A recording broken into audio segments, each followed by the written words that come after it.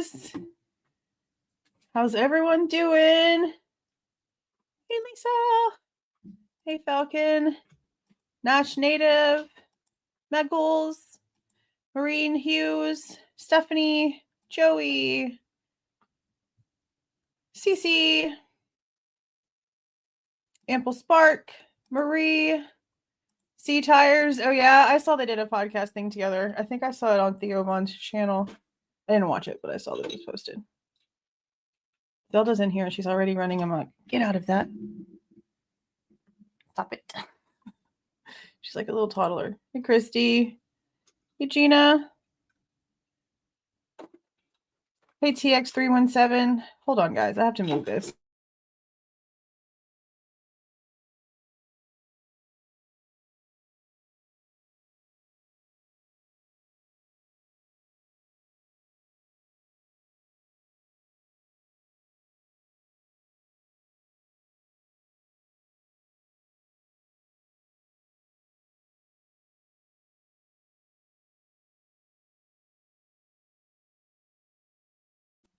Okay, yeah, she's already acting like a crazy person. Well, crazy cat. Crazy cat. Oh, hi, Donna.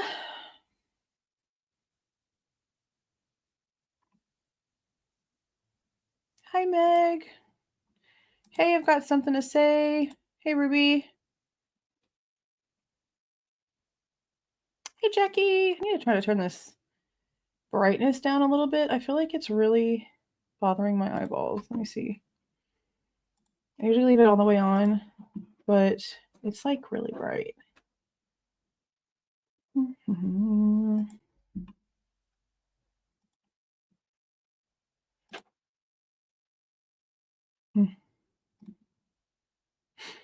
Hi, Shannon.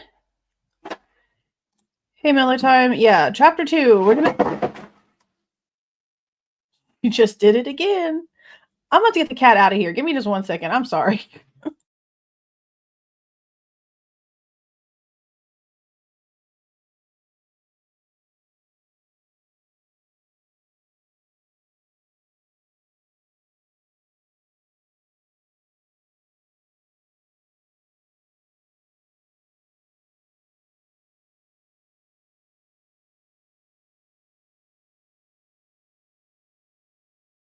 She knocked the whole shelf down.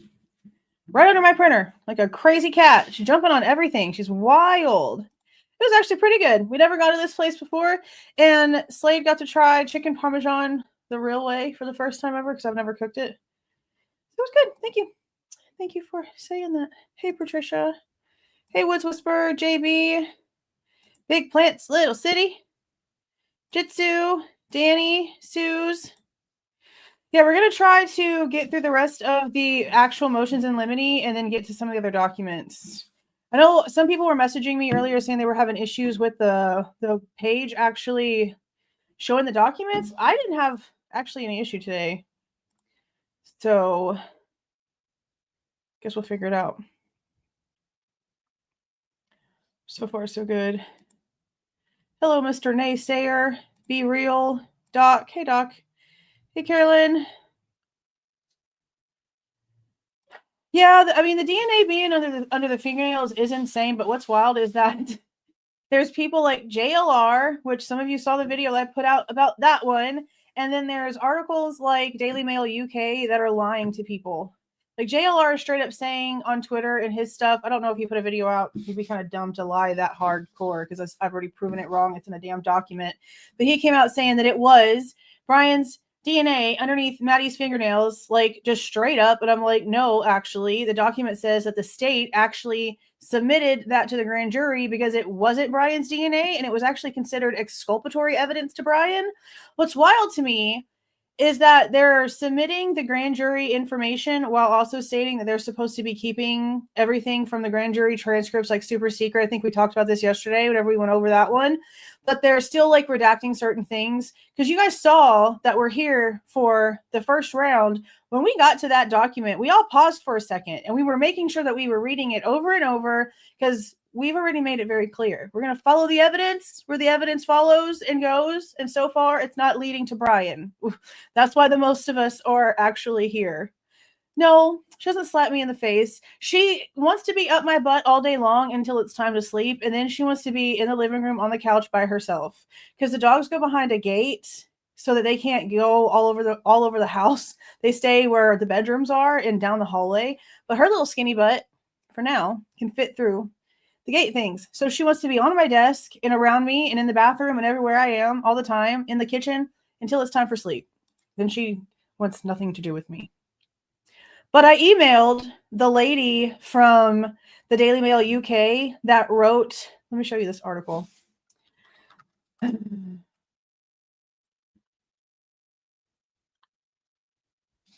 I think the thing that is really messing everybody up is that it's under Maddie's. Because they've made a big deal about Maddie being asleep out of like everybody. Maddie would have really been the one that would have been asleep. So to know that there's multiple DNA underneath her fingernails is wild.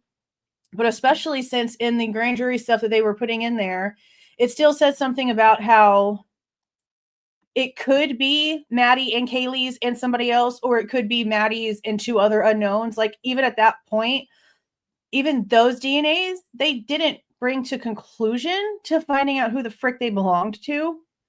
And how do you not make sure that you have an actual answer to whose freaking DNA is actually underneath the victim's fingernails? I don't understand that. I have a coffee in the fridge because it's one of those Oreo flavored coffees in like a can I picked up on the way home because I wanted something different and I wanted something cold. I had to correct him. Like, it's not even like, this is not somebody having like a difference of opinion. I know he's a freaking guilter, but he's a guilter because he puts out false information. The freaking document literally states that further testing showed that the defense team did, not the state. Further testing done by the defense team excluded Bryan as being underneath Maddie's fingernails. And now the state apparently has come out and made it known by their own faces that it was given to the grand jury as like a one-up for Bryan, apparently, and that it was considered exculpatory whenever it was admitted. So you can't sit there and try to lie and say it was Bryan's whenever the state themselves once again is coming out saying, no, it's not Bryan's. It was inconclusive whenever the state was testing it. It wasn't inconclusive at the end of the day whenever all of the rest of the testing was done. So it didn't remain inconclusive. And that's what I don't understand. How are you going to just come out here and lie about everything? It's just the stupidest crap. Stupidest crap. And he knows better. He knows better. That part, that's what I was getting at, Stephen, right there. We've been saying or being told or made under the impression so far that out of everyone, again, Maddie would have been the one asleep. Okay? To know that she has something underneath her fingernails, it means that she fought back. So why they didn't go in and validate if it was Maddie's and Kaylee's, I don't know. But just considering the fact that there are three, the fact that that has no actual answer is disgusting. But yes, that's exactly what it indicates. That she fought back at some point.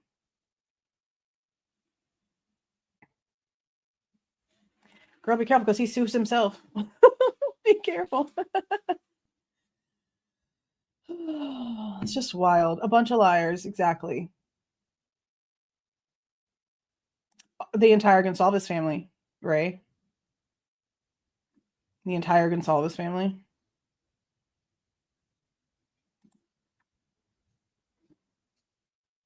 See, I mean, I don't either from what we've been told, but I guess maybe there could have been a few seconds or a minute or so, like whenever the attack first started, if the person didn't attack her in a way that took her out like instantly, the way that Mabbott has been trying to make it seem anyway, then maybe she did have a minute or so of being able to fight.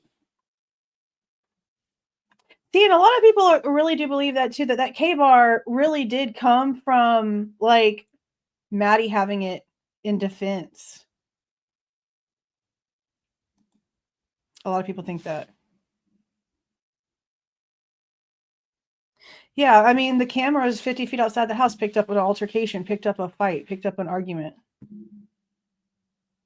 They destroyed so much by destroying this damn house. Yep. It's insane. It's disgusting. Yeah, they knew they were in danger. And now we have, you know, I mean, everything that we've already thought and pretty much known this whole time is being validated document by document. And now we have proof that Dylan at some point called Bethany. We already knew she called everyone else in the house, but for sure called Bethany. They went downstairs. And then people are questioning, okay, what about this unknown male DNA that's apparently on that stair rail? Could it have been because Bethany, I mean, because Dylan actually picked up blood from somewhere in the house before she went downstairs to Bethany's? Because that's possible too. Very possible too. Now, see, when it comes to Kaylee's phone, I think Heather put some stuff together, and in one of the interviews that Steve was in or whatever, he had said something about how Kaylee had her phone with her. So I'm going to assume it was like laying next to her on the bed.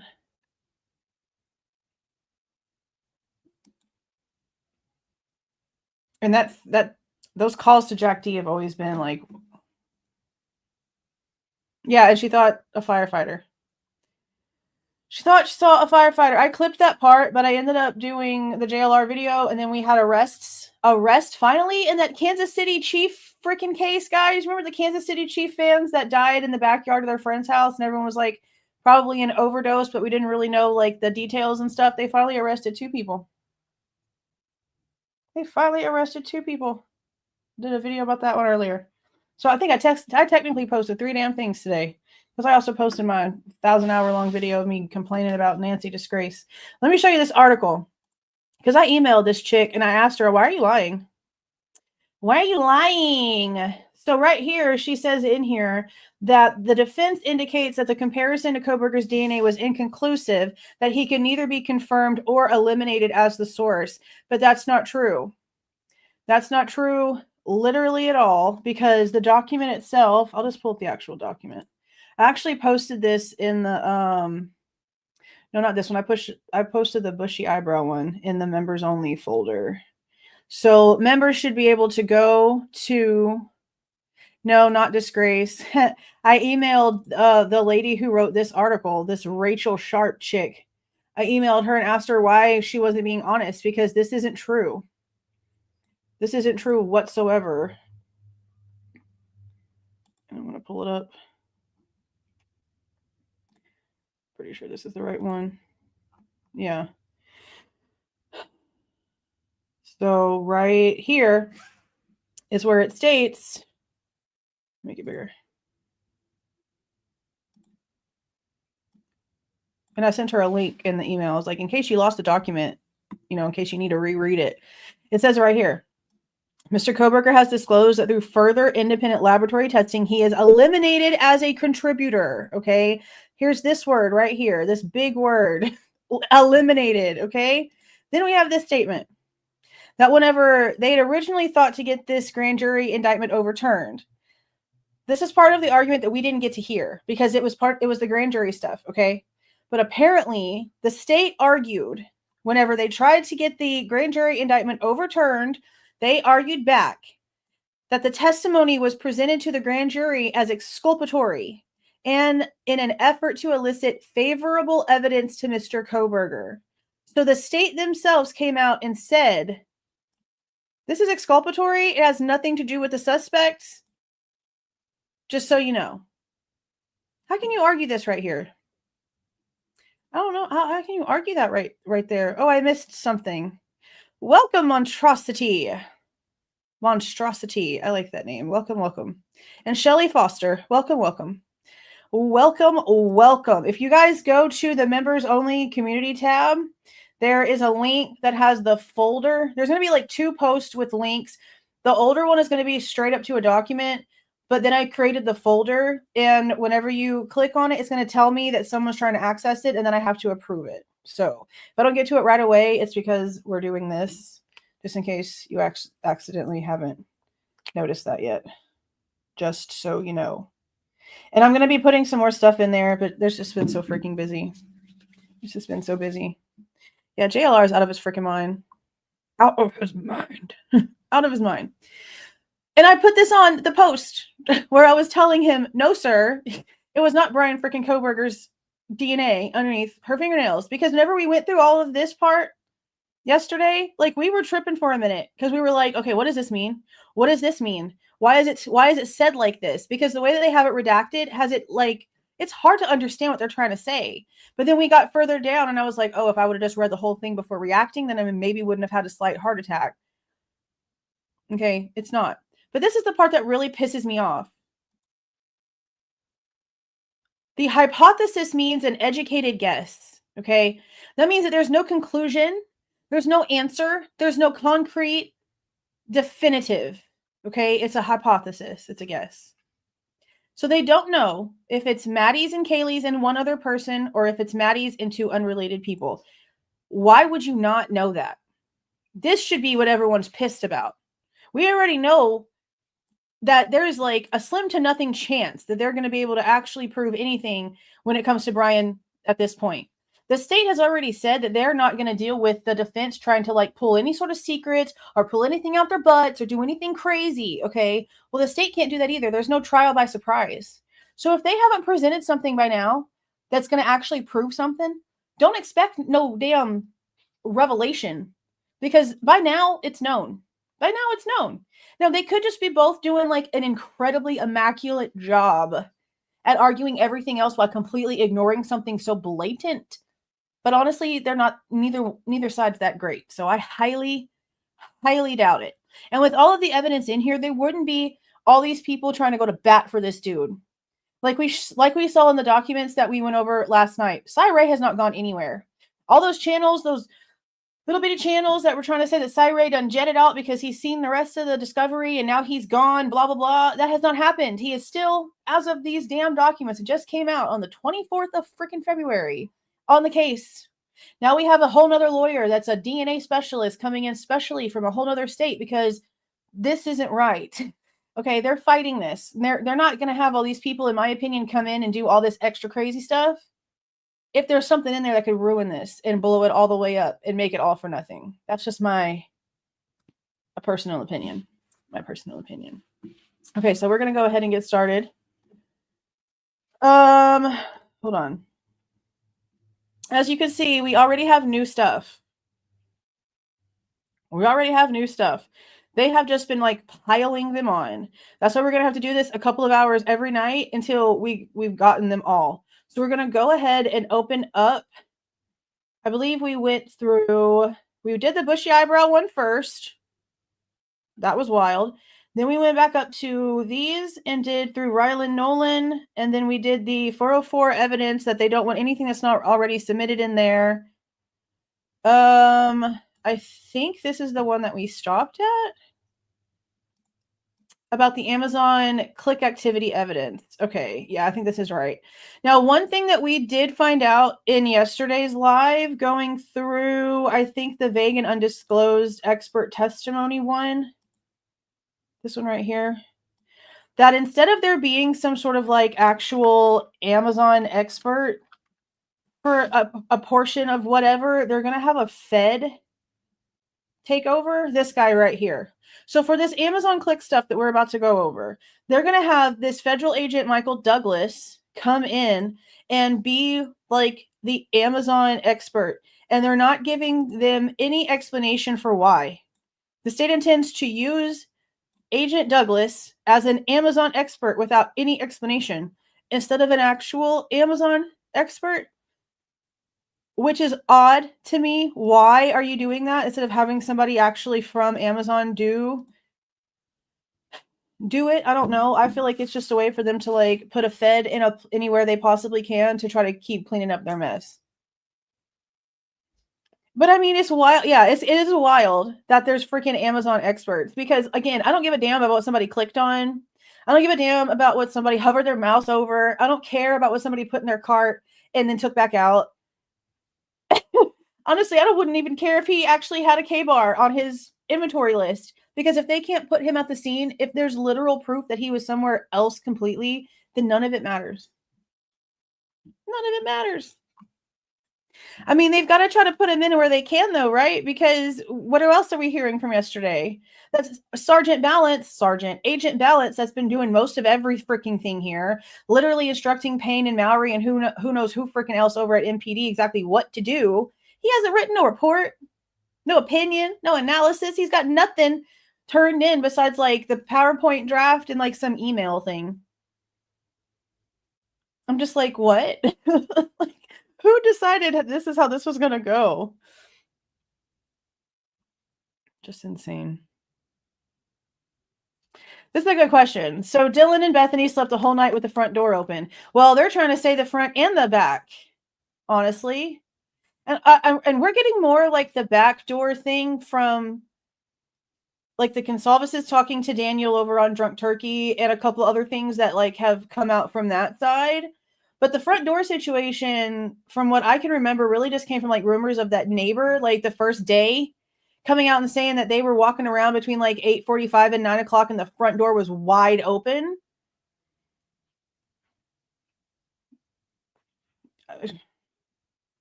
Who knows? I don't know. I don't know anymore. It's so freaking much. It's so much. And the whole thing about her eyebrow art and stuff everywhere, and like her human figures with the big eyes and the big eyebrows pinned with pins to a corkboard in her room, like all of it's a lot. All of it is a lot to take in. Effed. Yes. Effed. It's wild. And then she's seeing what she's claiming weeks later. She describes a firefighter instead of a guy in black. Unless she's trying to say, and like Twitter is just a fire with all of these pictures that people are putting into Grok. I had a bunch of people tag me in a bunch of pictures, and I had some sent to me of like firemen in all black with a mask on holding a vacuum thing. And I'm like, y'all are going wild. Y'all are going wild. And then some of them have like ginormous like unibrows, because most of Dylan's statements are like one eyebrow. I only saw like one big bushy eyebrow. And we're like, what? You saw one big eyebrow? Yeah, a peg legged, because, and people were asking in the comments what the peg leg thing was about. The peg leg thing is because there's only one latent shoe print. And the shoe print is not like in the hallway, it's in the threshold of the door, meaning that Dylan's door would have had to have been open if there was, like, for it to have gotten where it is in the threshold, the door would have had to have been open. There's no other way around it, according to the most recent hearings that we've had. Tara gifted a membership. Congratulations to whoever gets the membership. There's been a lot. It's been a super lot. And see, that part, I was really kind of confused on the Barstool thing. I was under the impression the police put them there after the fact to make sure that nobody could like accidentally tamper with the like red tape on the door, like in case they went to go open it on accident, not thinking the Barstool would like kind of stop it from opening all the way. But some people are saying that it was definitely put there beforehand. I mean, I'll admit that's one part that I'm not positive on. But if it was definitely there whenever the police got called and it was put there by the girls, that's telling. That's hella telling. So I'll have to figure all that out. Okay, are y'all ready to read this? Let's see what it says when it comes to this fake-ass Amazon expert they're trying to put in that's really just a Fed. Wild. Okay, this is the defense's motion in limine number 9, excluding the Amazon click activity evidence at trial. Comes now Bryan C. Kohberger, by and through his attorneys of record and pursuant to the Idaho Rules of Evidence, moves this honorable court for an order in limine excluding any Amazon evidence, purchase history, and Amazon click activity evidence by Mr. Kohberger.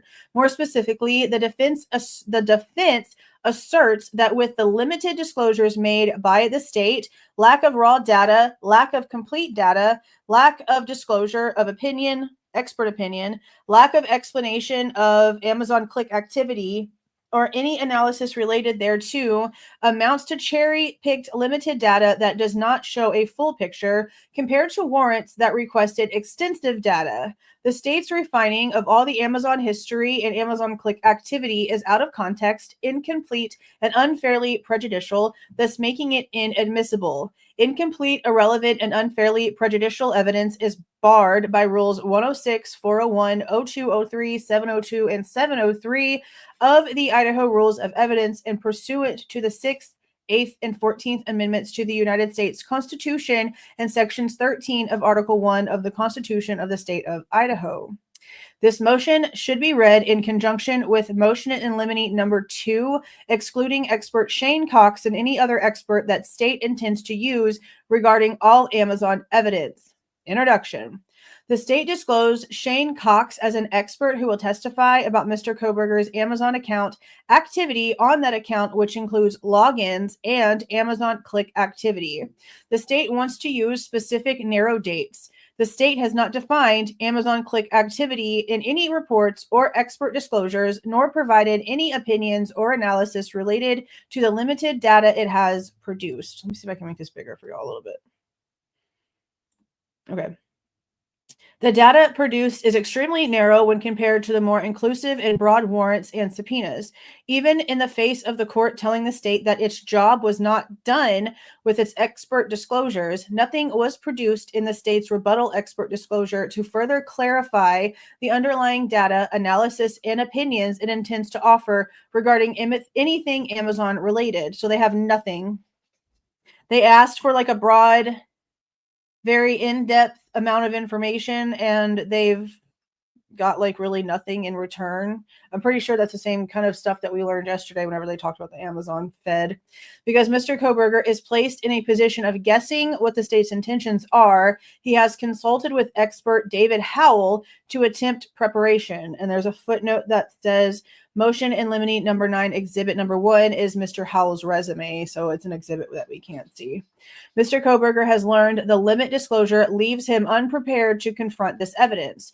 In this ever-evolving age of technology, Amazon uses artificial intelligence, AI, to improve the customer service by helping customers find products that match their interests and preferences. And there's an AI story. Oh. Let's see what this is.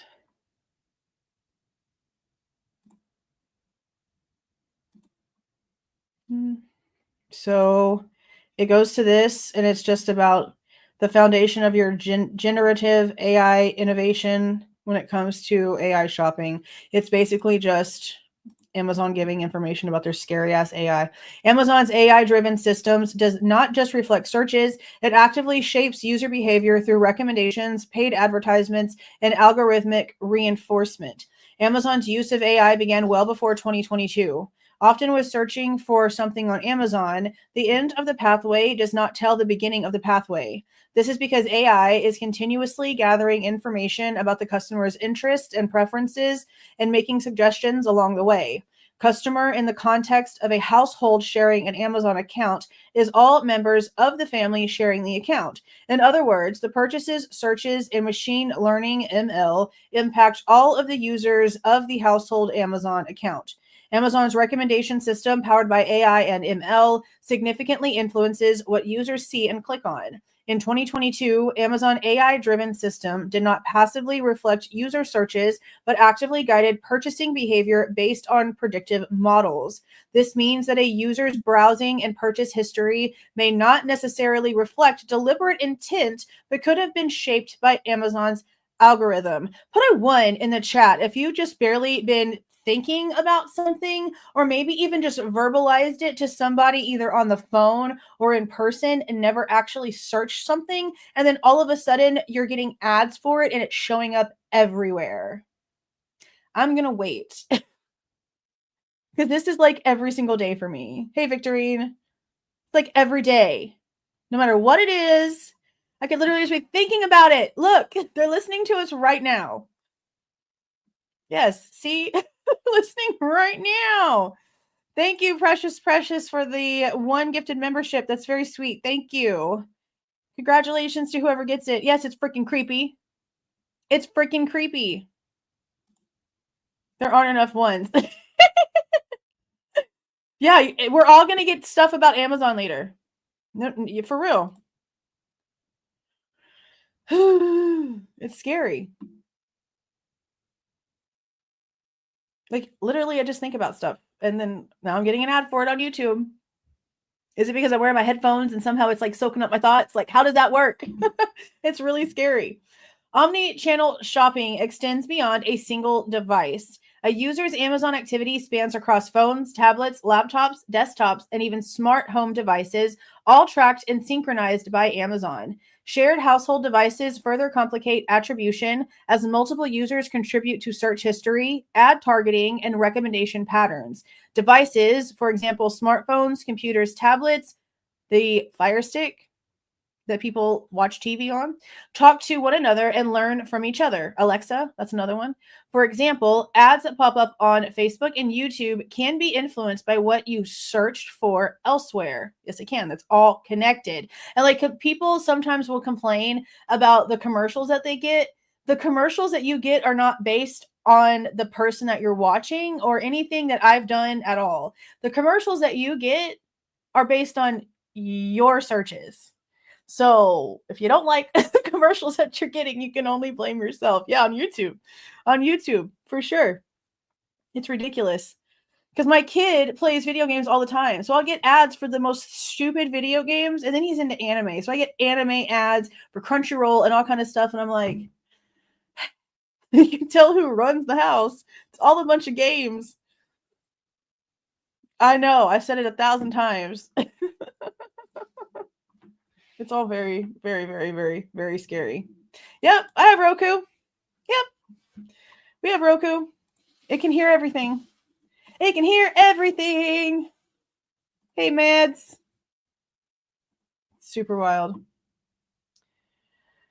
Okay, I think that's okay. Yeah, top of the page. Amazon's advertising system plays a critical role in shaping what users see and click on. Unlike a simple search and buy process, Amazon's AI-driven ad placements, keyword targeting, and personalized recommendations actively guide users towards specific products. Amazon specializes in driving suggestions that are not actively searched for by a purchaser because they want you to have something new and fresh in front of your face. That's why they do that. In this case, the state's refining or limiting the Amazon click activity to a specific click or a specific item excludes data, takes things out of context, and could tell a completely inaccurate story to cause the jury to speculate about intent. Full Amazon advertising logs and recommendation data must be reviewed to determine whether a purchase was truly user initiated or heavily influenced by Amazon's AI. The data produced does not identify the purchaser through means other than by name or credit card number. And there's a second. Simply because a package was delivered to a name at a house using the credit card of someone else, someone in the house, does not indicate that person is the purchaser when it comes to an Amazon account. Okay, what are they trying to... Okay, we're going to stop for just a second. We're going to stop for a second. They're saying things. They're saying things that we need to stop for a second.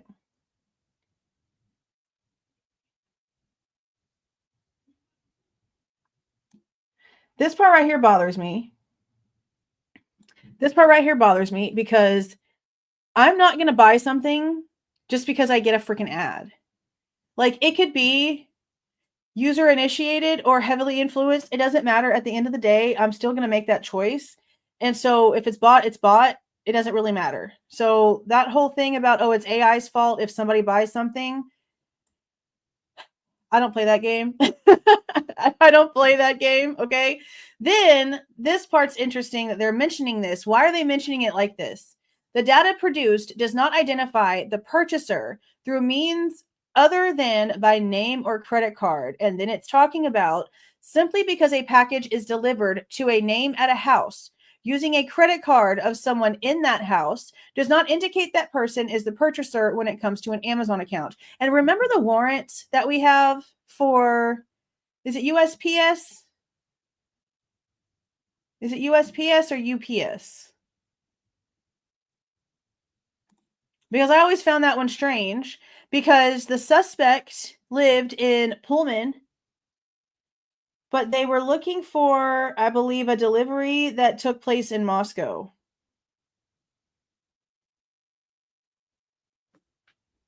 It was UPS. That's what I'm looking for right now. I'm going to pull it back up.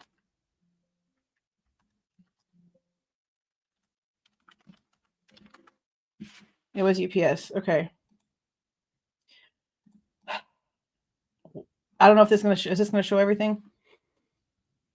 This should show everything. That's interesting to me that they're mentioning that. And we're going to stop and talk about everything. Why are they mentioning this specific thing?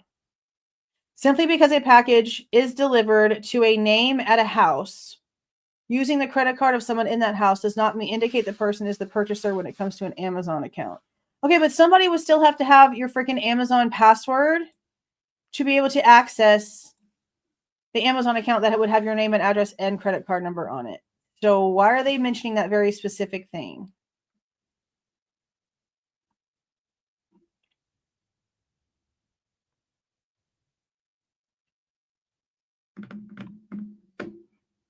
Hold on, let's see. Okay, here we go. On December the 2nd of 2022, they got a warrant for UPS. So that's 8 days before Othram had to send their stuff back and FBI took over, and they didn't have Bryan Kohberger's name with MPD until the 19th. So this would have been before, in my opinion, before they knew a damn thing about a damn thing. 12/2/22 obtained on an amended search warrant for UPS. It was served on 12/5, and the email came back on the same date. And it's delivery truck video. And I think I even did a video about how like your delivery trucks are all part of like this government surveillance system, that there's like contracts and stuff that has been like put in place for. I'll have to go back and see how long ago it was since I posted that. But it was on like delivery trucks like that, where they have like cameras all over the place that just like constantly go through stuff. Okay, here it is right here. Any and all video that is recorded and stored on any delivery trucks that were in Moscow, Idaho between the dates of November 6th through November 14th of 2022. Why are we doing this?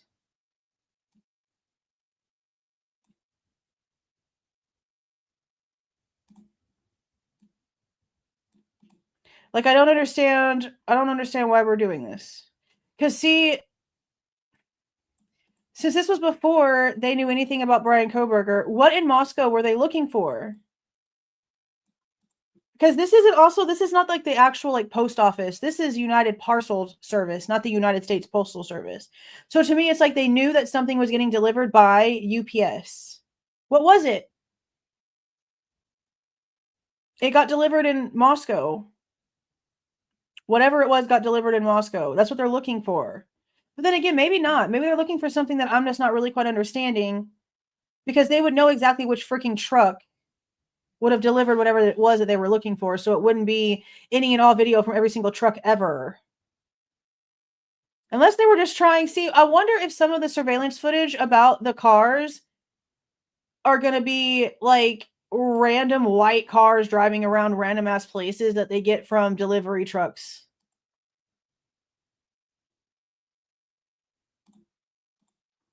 See, now I'm going to like ask questions about this whole Amazon thing, because why are they talking about this like this? And it could be nothing. It could just be for like an example of what they're trying to say, but it's an interesting specific. That's going to, I mean, we're going to look at whatever we got to look at. So that's interesting to me. Okay. Nor does it identify the device from which the item was purchased. For example, suppose someone buys a pair of binoculars on Amazon on a household account with 4 users, who in the household either searched for binoculars or through some other searches triggered Amazon's AI to do a target ad for binoculars. How long were they searching for the binoculars? Were they wish listed for a period of time? Were they placed in the cart and removed? All which could indicate indecisiveness. Did an Amazon AI generated ad cause the purchase of binoculars as a result of a search for some other product? Were other ads shown to purchaser by Amazon? How long were binoculars searched before being actually purchased? What types were considered or placed as target ads by Amazon?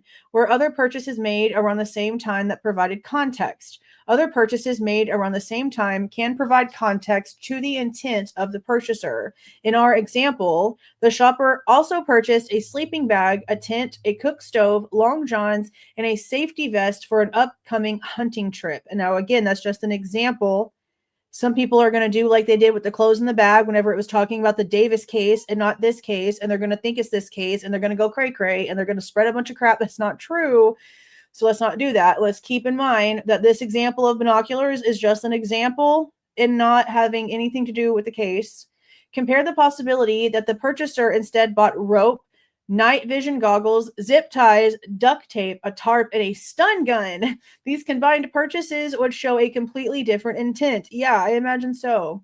Amazon's sponsored products and display ads allow sellers to pay for visibility, meaning that if someone searched for binoculars, camping gear, or outdoor equipment, they could have been ad targeted with a gun or bear spray listing, but not because they were looking for these items, but because an advertiser paid for it to appear.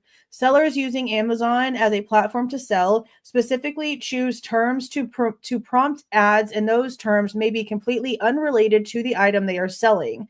Yet that term will target an ad to get a purchaser's attention. Similarly, the frequently bought together and customers also bought sections, often assumed to reflect organic trends, are manipulated by paid placements.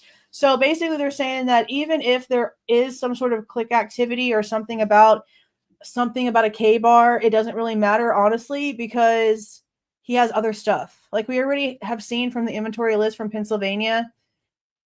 Well, you know what? We can't really say that everything that was taken out of the house in Pennsylvania was his either, because he wasn't really living there anymore.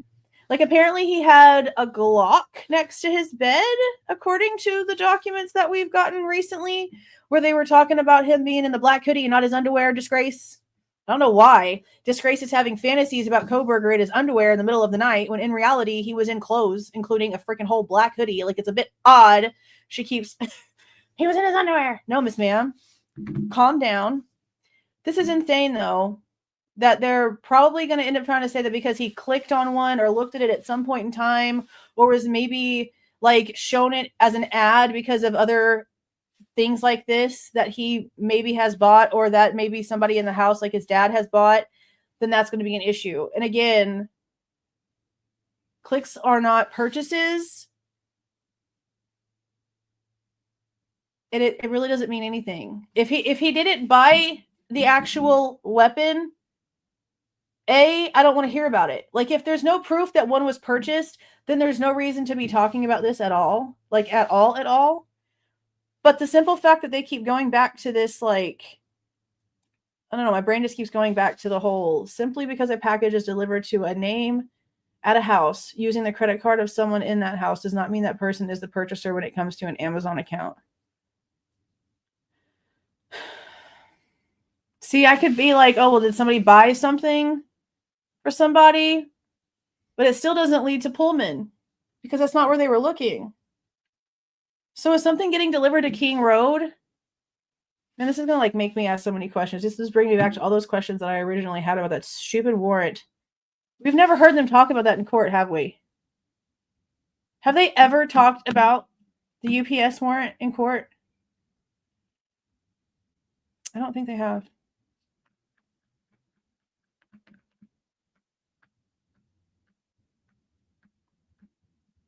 Yeah, I see people mentioning the zip ties. I know. I don't know. See, that's a good question too, because there's been discrepancies on what the address really was right there.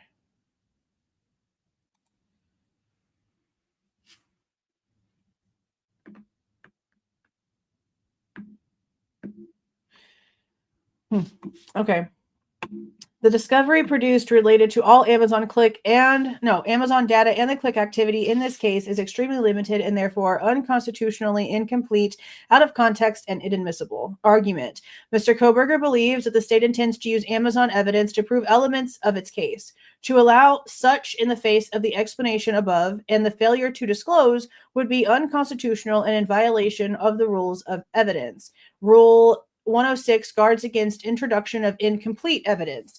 In fairness, incomplete Amazon data and click activity should not be offered as evidence. Cherry picking specific clicks or purchases out of an Amazon click history removes all of the context explained above.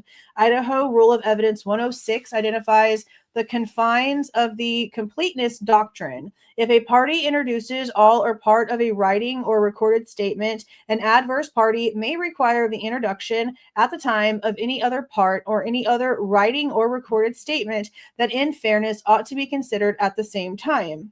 Under the common law rule that underpins Idaho Rule of Evidence 106, the reason for the completion doctrine is that there is a danger that an out-of-context statement may create such prejudice that it is impossible to repair by a subsequent presentation of additional material. Thus, Rule 106 requires the admission of those portions of the statement that are necessary to qualify, explain, or place into context the portion already introduced. Rules 401, 402, and 403 exclude evidence that is irrelevant and unfairly prejudicial. Evidence must be relevant to be admissible. The test for relevancy is set out in IRE 401, which provides that evidence is relevant if A, it has any tendency to make a fact more or less probable than it would be without the evidence, and B, the fact is of consequence in determining the action.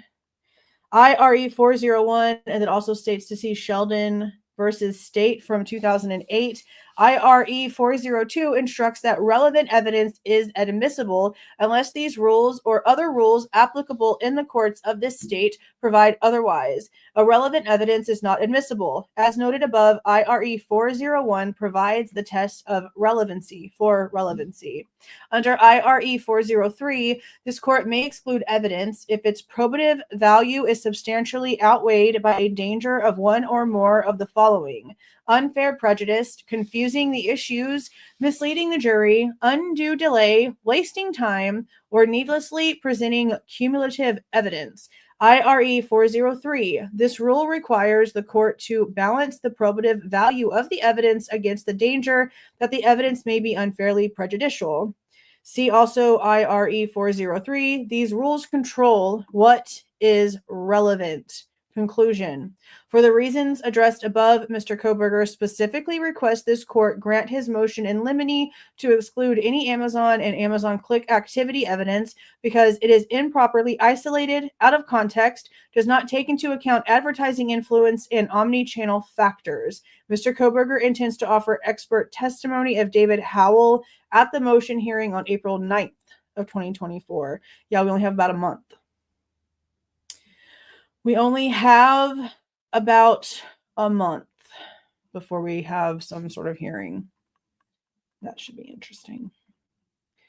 Okay, so let's now go back up to the right stuff. Oh, this went away. Hold on. Okay.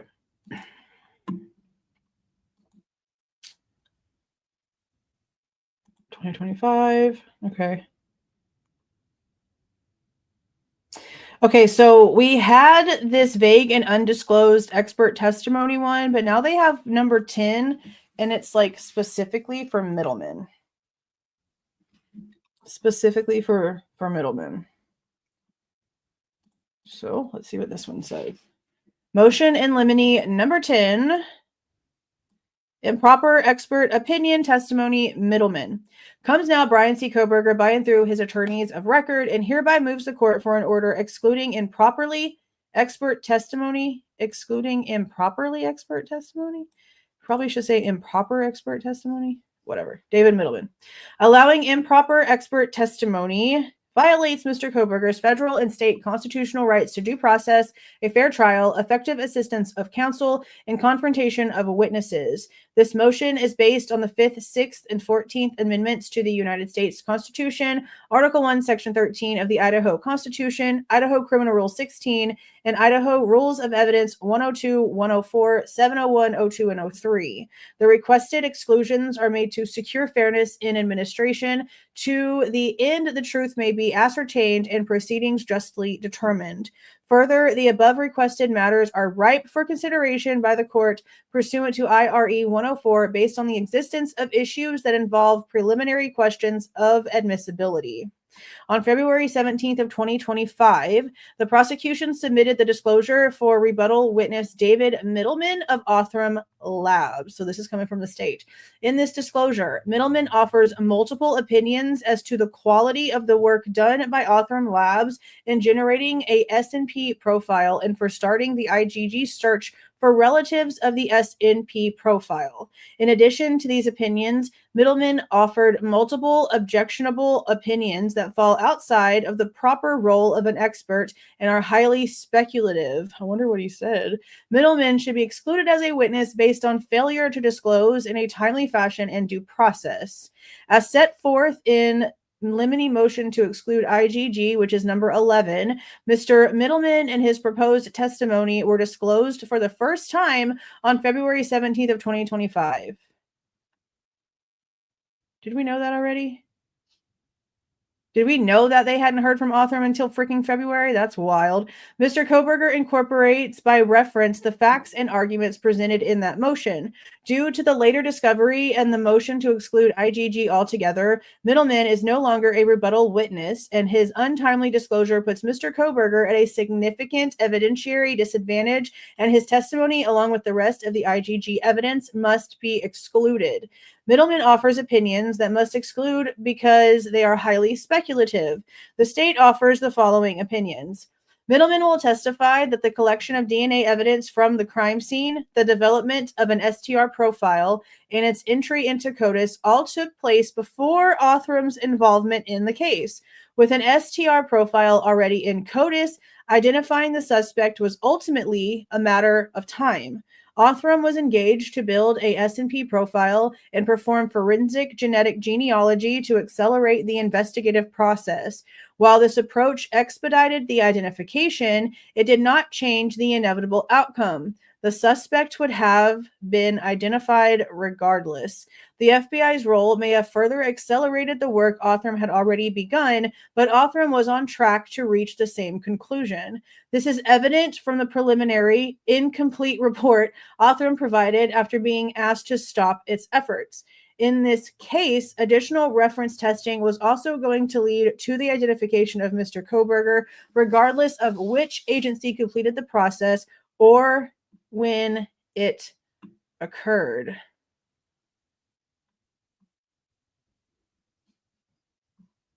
Okay, I just want to see, like, making sure they're not trying to say they were doing stuff at the same time. But this part's also weird here too. With an STR profile already in CODIS, identifying the suspect was ultimately a matter of time. But now they say that, but they have somebody in custody that is not in CODIS. So unless this person would have eventually done something wrong and then their DNA was put in there again, then I don't know. That doesn't even make any sense. The whole thing about CODIS and them like, oh, we couldn't put the unknown male DNA into CODIS because it would bump out the knife sheath DNA. That's just, annoying.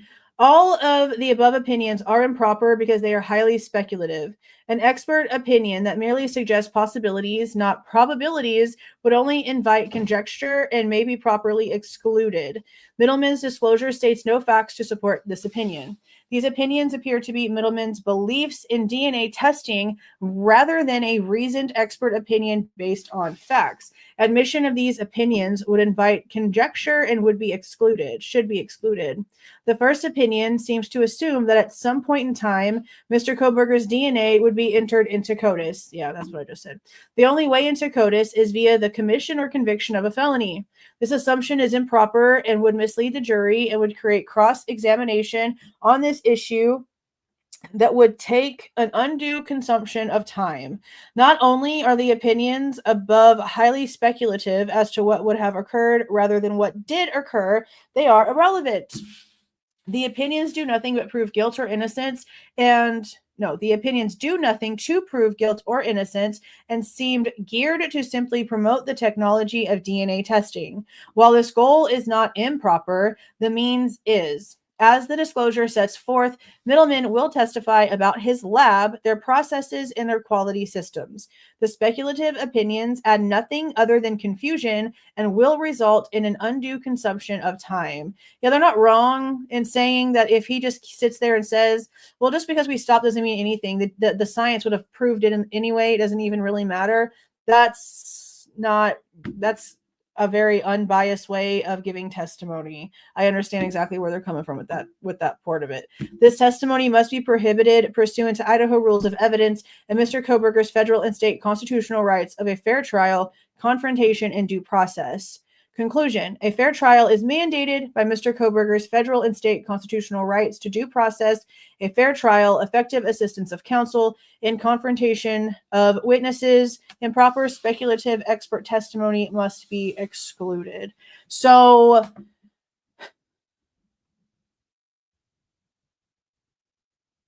basically, if he can get in there and only talk about what they did with the DNA, how they came up with their answers, the processes that they took, then that's fine. But if he's going to come in there and be speculative and say, well, they would have found it anyway, it would have gotten to him anyway, which might not necessarily be the case whatsoever, then yeah, I agree. He probably shouldn't be allowed to say that kind of stuff.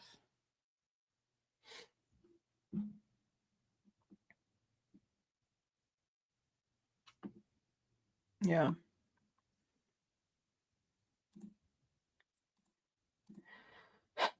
So now we have the one about the IgG. It's 17 frippin' pages.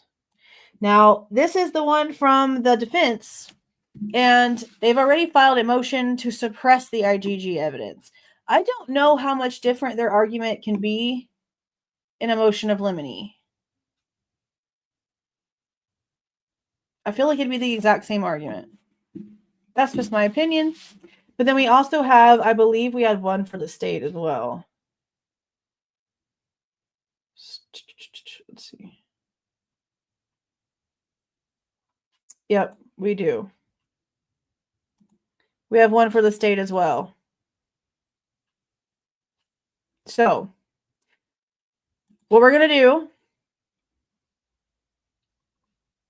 is read the defenses first, the 17-page one from the defense, see what their argument is, which again, we already know pretty much everything that they've argued when it comes to this. We might get a couple new things when it comes to the facts. We'll see. But then we're going to skip the other motions in limine for right now and go and read the state's motion in limine for the investigative genetic genealogy, because I want to know how different their arguments are. That's what I want to know. So let's go ahead and get started with this one. This one's 17 pages. And again, this is the defense's motion in limine, number 11, excluding the IgG evidence. Comes now Bryan C. Kohberger, by and through his attorneys of record and pursuant to the Idaho rules of evidence, moves this honorable court for an order to exclude evidence of IgG testing and searches. This motion is based on the Idaho rules 16B1-8. That's the one that always trips me up. The way that they write it. If it'll load. I'm pretty sure that this is the one.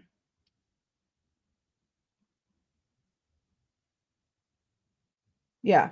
So whenever it's been like this since the very beginning. Whenever they talk about the Idaho Rules 16B1-8, it bothers me.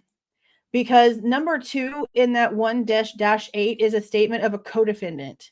And I've mentioned this every single time they mention this, that it bothers me that it doesn't say Idaho Rules 16B1-3-8.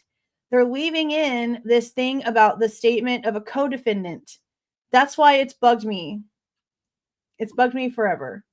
So I don't know if they're just lazy and that's the way that they are choosing to write it, or if it actually is written like that because it means something about a co-defendant. I don't know, but I've always kept that in the back of my head.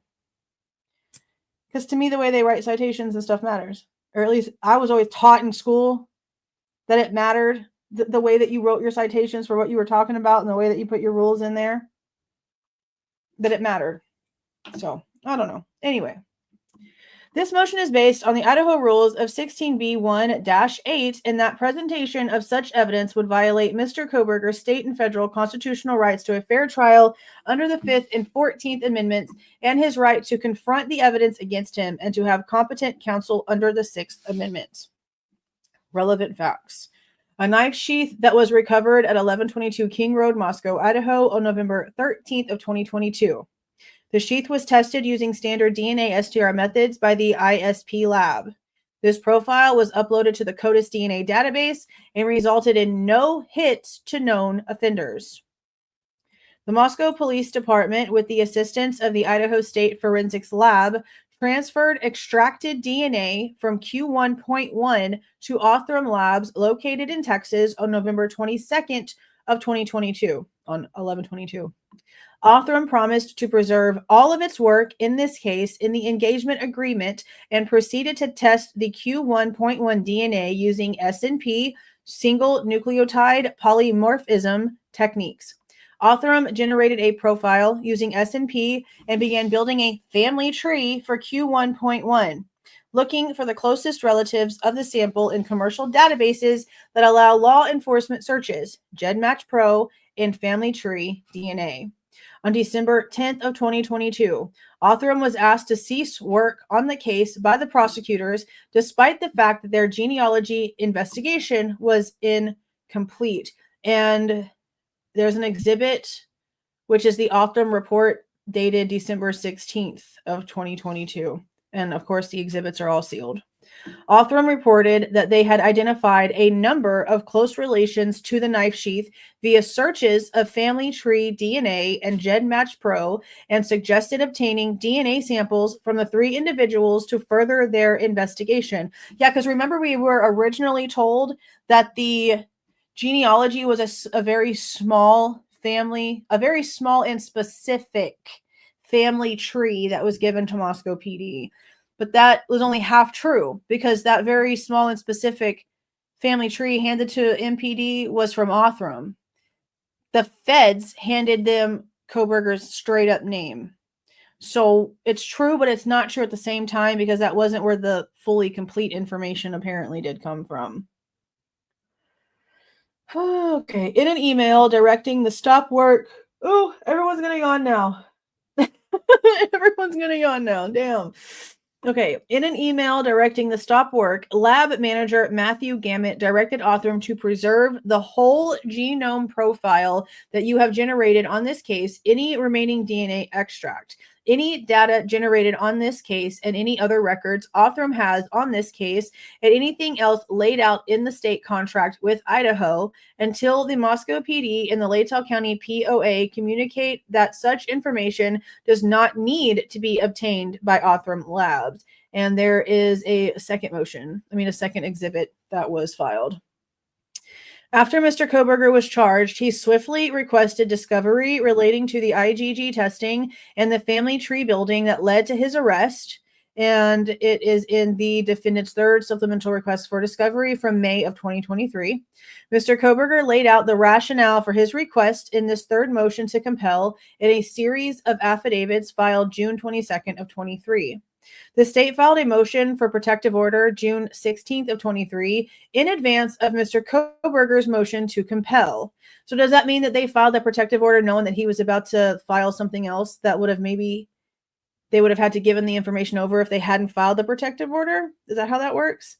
In the motion for protective order, the state drew a strong distinction between the work done by Othram to generate a SNP profile and the work done to generate a family tree from the SNP data, in effect arguing that the family tree building did not fall under the Idaho rules of discovery for a number of reasons.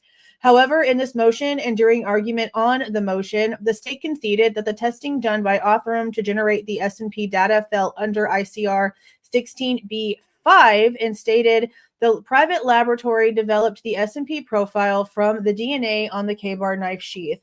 As required by Rule 16b-5, the state will produce the report that documents that DNA test. Motion for protective order number 14. Well, let's just go see what 5 says. We looked at the one I had issues with number 2.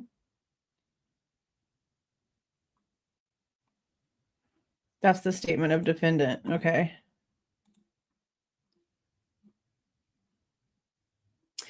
Number 5, reports of examinations and tests on written request of the defendant. The prosecuting attorney must permit the defendant to inspect and copy any results or reports of physical or mental examinations and of scientific tests or experiments made in connection with the particular case that are in the possession, custody, or control of the prosecuting attorney, or the existence of which is known or is available by the prosecuting attorney by the exercise of due diligence. So that's what they keep talking about, how they have every right to the IGG because it's part of the rules. It's part of the actual rules that they have to hand everything test-wise over. So just the simple fact that they kept acting like, oh, the IGG is so private. Why? If it's his own bloodline, who gives a damn? Give him his information. I don't want to see it. I don't care really about the people's names. I mean, do you know the one guy's reaction? Do you know the one guy's reaction whenever he had a phone call and somebody was like, hey, can you throw your DNA on a portal for us? I wonder what his reaction was. It would have been an interesting phone call, I'm sure.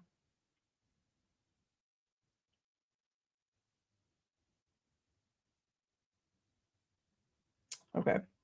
The court, after hearing testimony from a number of defense expert witnesses, found that the defense had met the threshold required to show at least some of the IGG information sought is material to the preparation of the defense, and issued an order for production of all of the IGG information in the possession, custody, or control of the state for an in-camera review. Remember whenever Judge got to basically cherry pick what the state could actually give over to the defense and what the defense didn't need to have?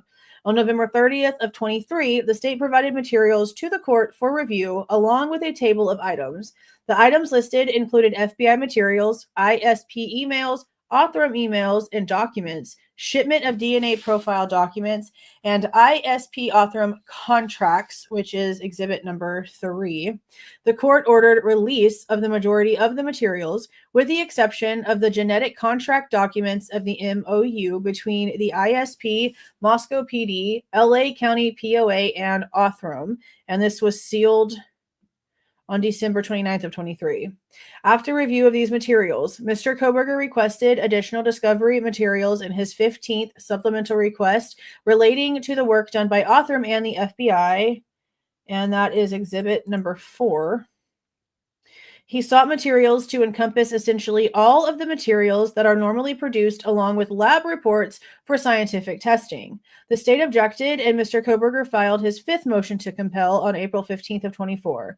In a hearing on May 30th of 24, extensive expert testimony was again heard by the court as to the necessity of the materials sought. The requested items included, among other things, raw data files for S&P testing, standard operating procedures, validation summaries, contamination logs, and bioinformatics programs and protocols. At the end of the testimony, the state through Mr. Nye argued the motion to compel. In a striking exchange, Mr. Nye represented to the court. The court makes the decisions, and so we complied with that order. And we reached out to the FBI and Othram and said, you got to give us what you have. We've talked a lot about, and we've referenced a letter from the FBI today. I thought the letter itself did a pretty good job laying out what they do and don't have, but they have access to and what they don't. We have talked to Othram. We've spoken to Othram since we have gotten this exhibit in and provided them with these requests. And we are not in the position, for example, request 1 through 6, we are not fighting those. I'm not saying we are not going to turn those over. In my view, they fall pretty clearly under the court's order. The issue is we go to Othram and show them these, and Othram says, we have given you everything. You have everything. Everything we have was given to the court and then provided to the defense. So there's nothing on this list that we are holding back because we think we have some justification. Items 1 through 6 in Exhibit N are the materials described above that pertain to the SNP DNA testing done by Othram Labs. Mr. Nye emphasized that Othram told the prosecution that as to the specific request outlines on items 1 through 6 of Exhibit N, Othram is just telling us we don't have it, so there's nothing we can do. The court then inquired. The court. So Othram has said, you've asked him, and they said we've given you everything we have. Yes. Mr. Nye reiterated that the state knew that if the documents listed in Exhibit N 1 through 6 existed, the state had an obligation to turn those materials over to Mr. Kohberger. And with the rest of it, we are turning it over if it exists, if we have it. That's all, because they don't have anything. They've made it clear from the very beginning they've had like no access to really anything that was done here. And even though the autopsies and stuff were done with like local people that were helping them, and like in Spokane, however you freaking say it, that they were helping them with the autopsies. How long did it take for them to even get the autopsy reports? And then whenever they got the autopsies and they got x-rays for the autopsies, it was like little bitty thumbnails instead of the full-on freaking autopsy. Like, how do they think that this is how this is supposed to work? Like, this is not how protocols are supposed to be. Absolutely insane. Absolutely insane. In the court's order related to the specific request in Exhibit N, the court relied in toto on the representations of the state, specifically referencing Mr. Nye's statement about items 1 through 6. The state indicated that the material sought in this request does not exist, and this is on the defendant's 4th and 5th motions to compel discovery from June of 2024. On January 23rd of 25, a hearing was held before this court regarding the suppression of DNA IgG and Mr. Kohberger's Frank's proffer hearing. During that hearing, Matthew Gamet testified regarding the state's relationship with Othram, the contracting process, and specific information about the IgG work done by Othram prior to its SNP data being passed to the FBI. Mr. Gamet was involved in the original process that led to the IgG contract with Othram, Texas 12325 at 89. I guess that's like them referencing a file, which involved coming up with specifications for the scope of work for the contract. Mr. Gamet specifically testified that manuals, protocols were provided back to us as part of the bid. Mr. Gamet also testified that the contract with Othram specifies that they would keep any data or other things associated with that. And so in this case, I don't know if they have other data or other records that they have kept, they have retained.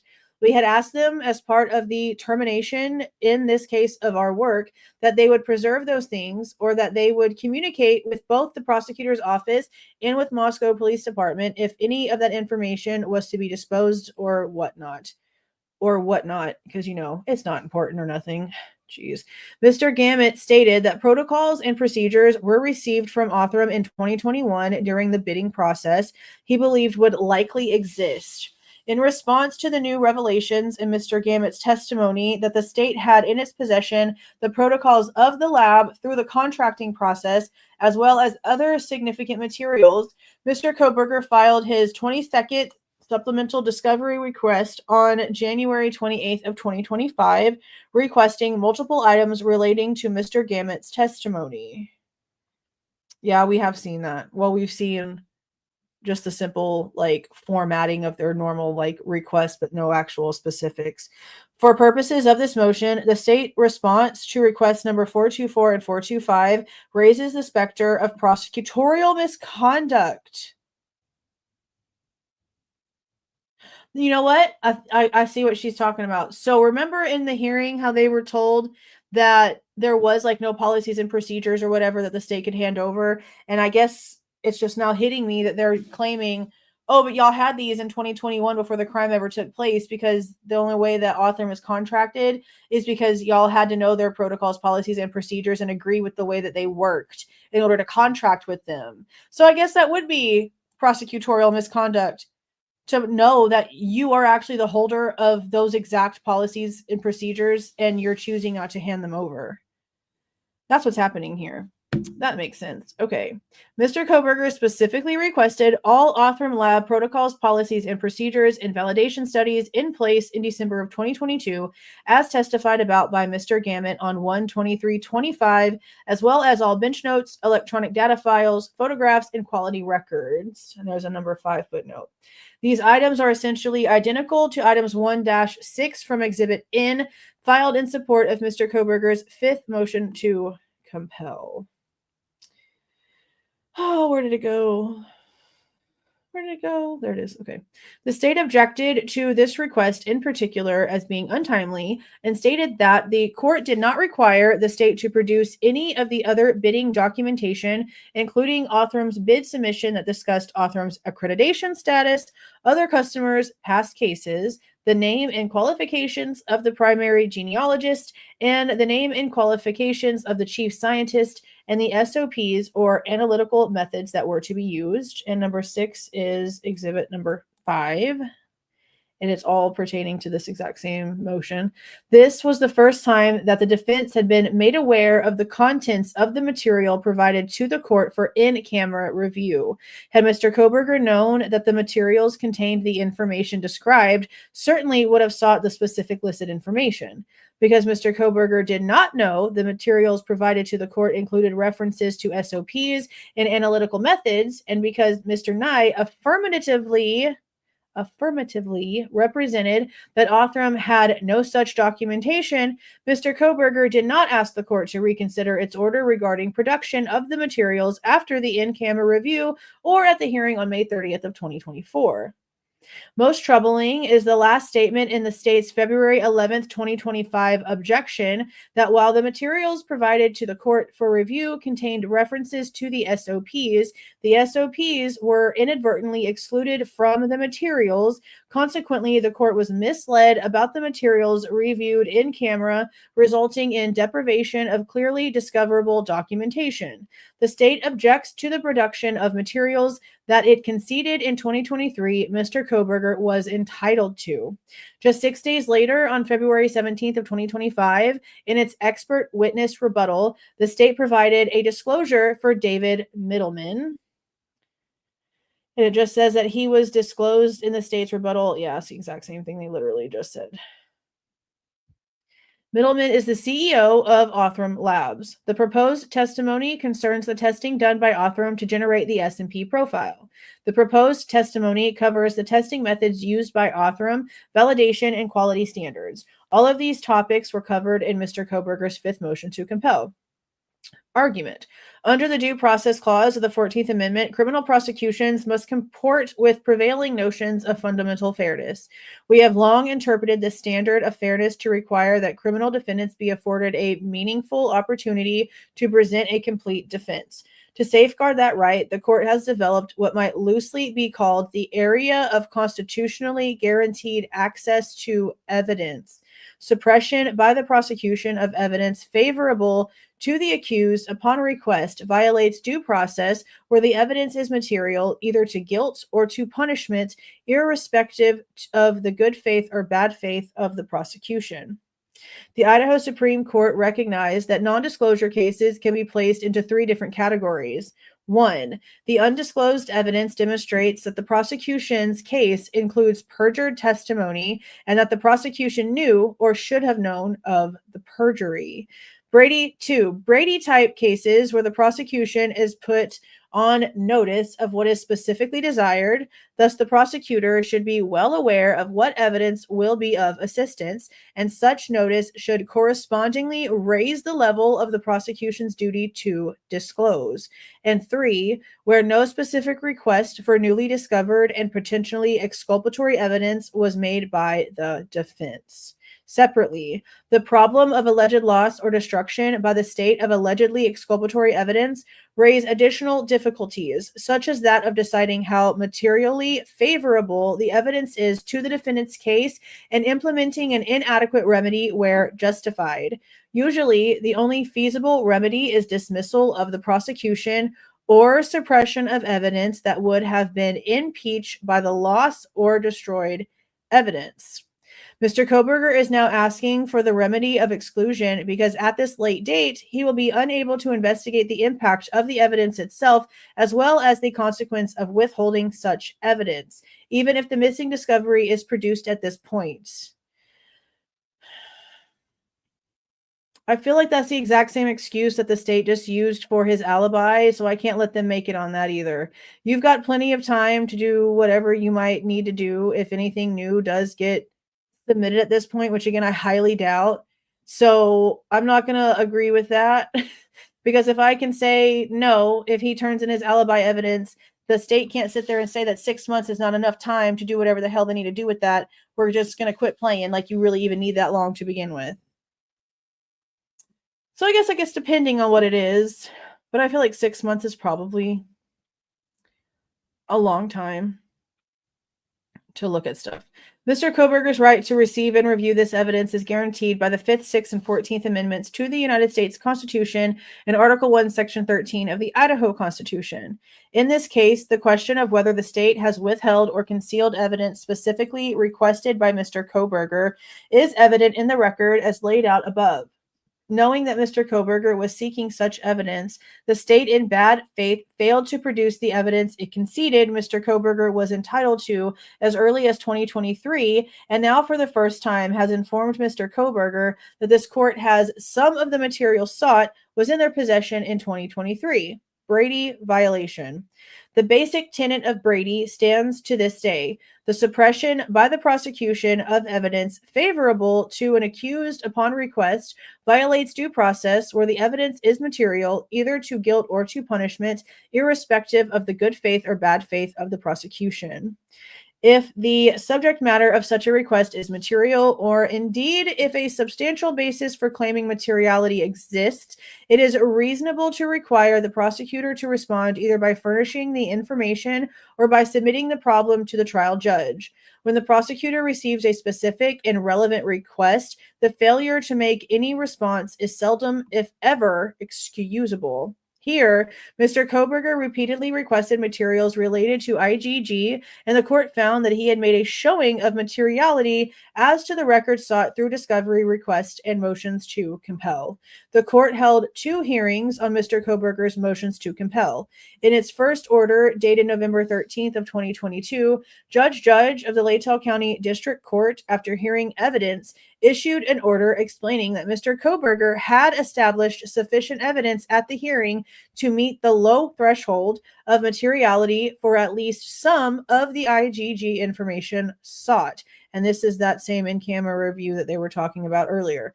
The focus of the order was on the second bucket of material identified both Mr. Kohberger and the state, noting that according to the state, the rule only requires the disclosure of the results or reports themselves.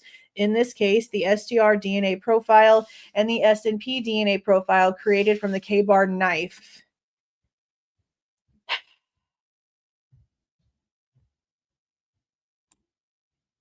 Why do they do this? Why do they make these massive ass mistakes like this? They know damn well.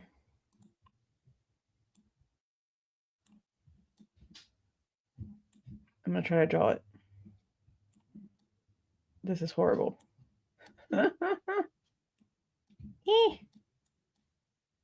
I didn't use paint as a child. This should say knife freaking sheath.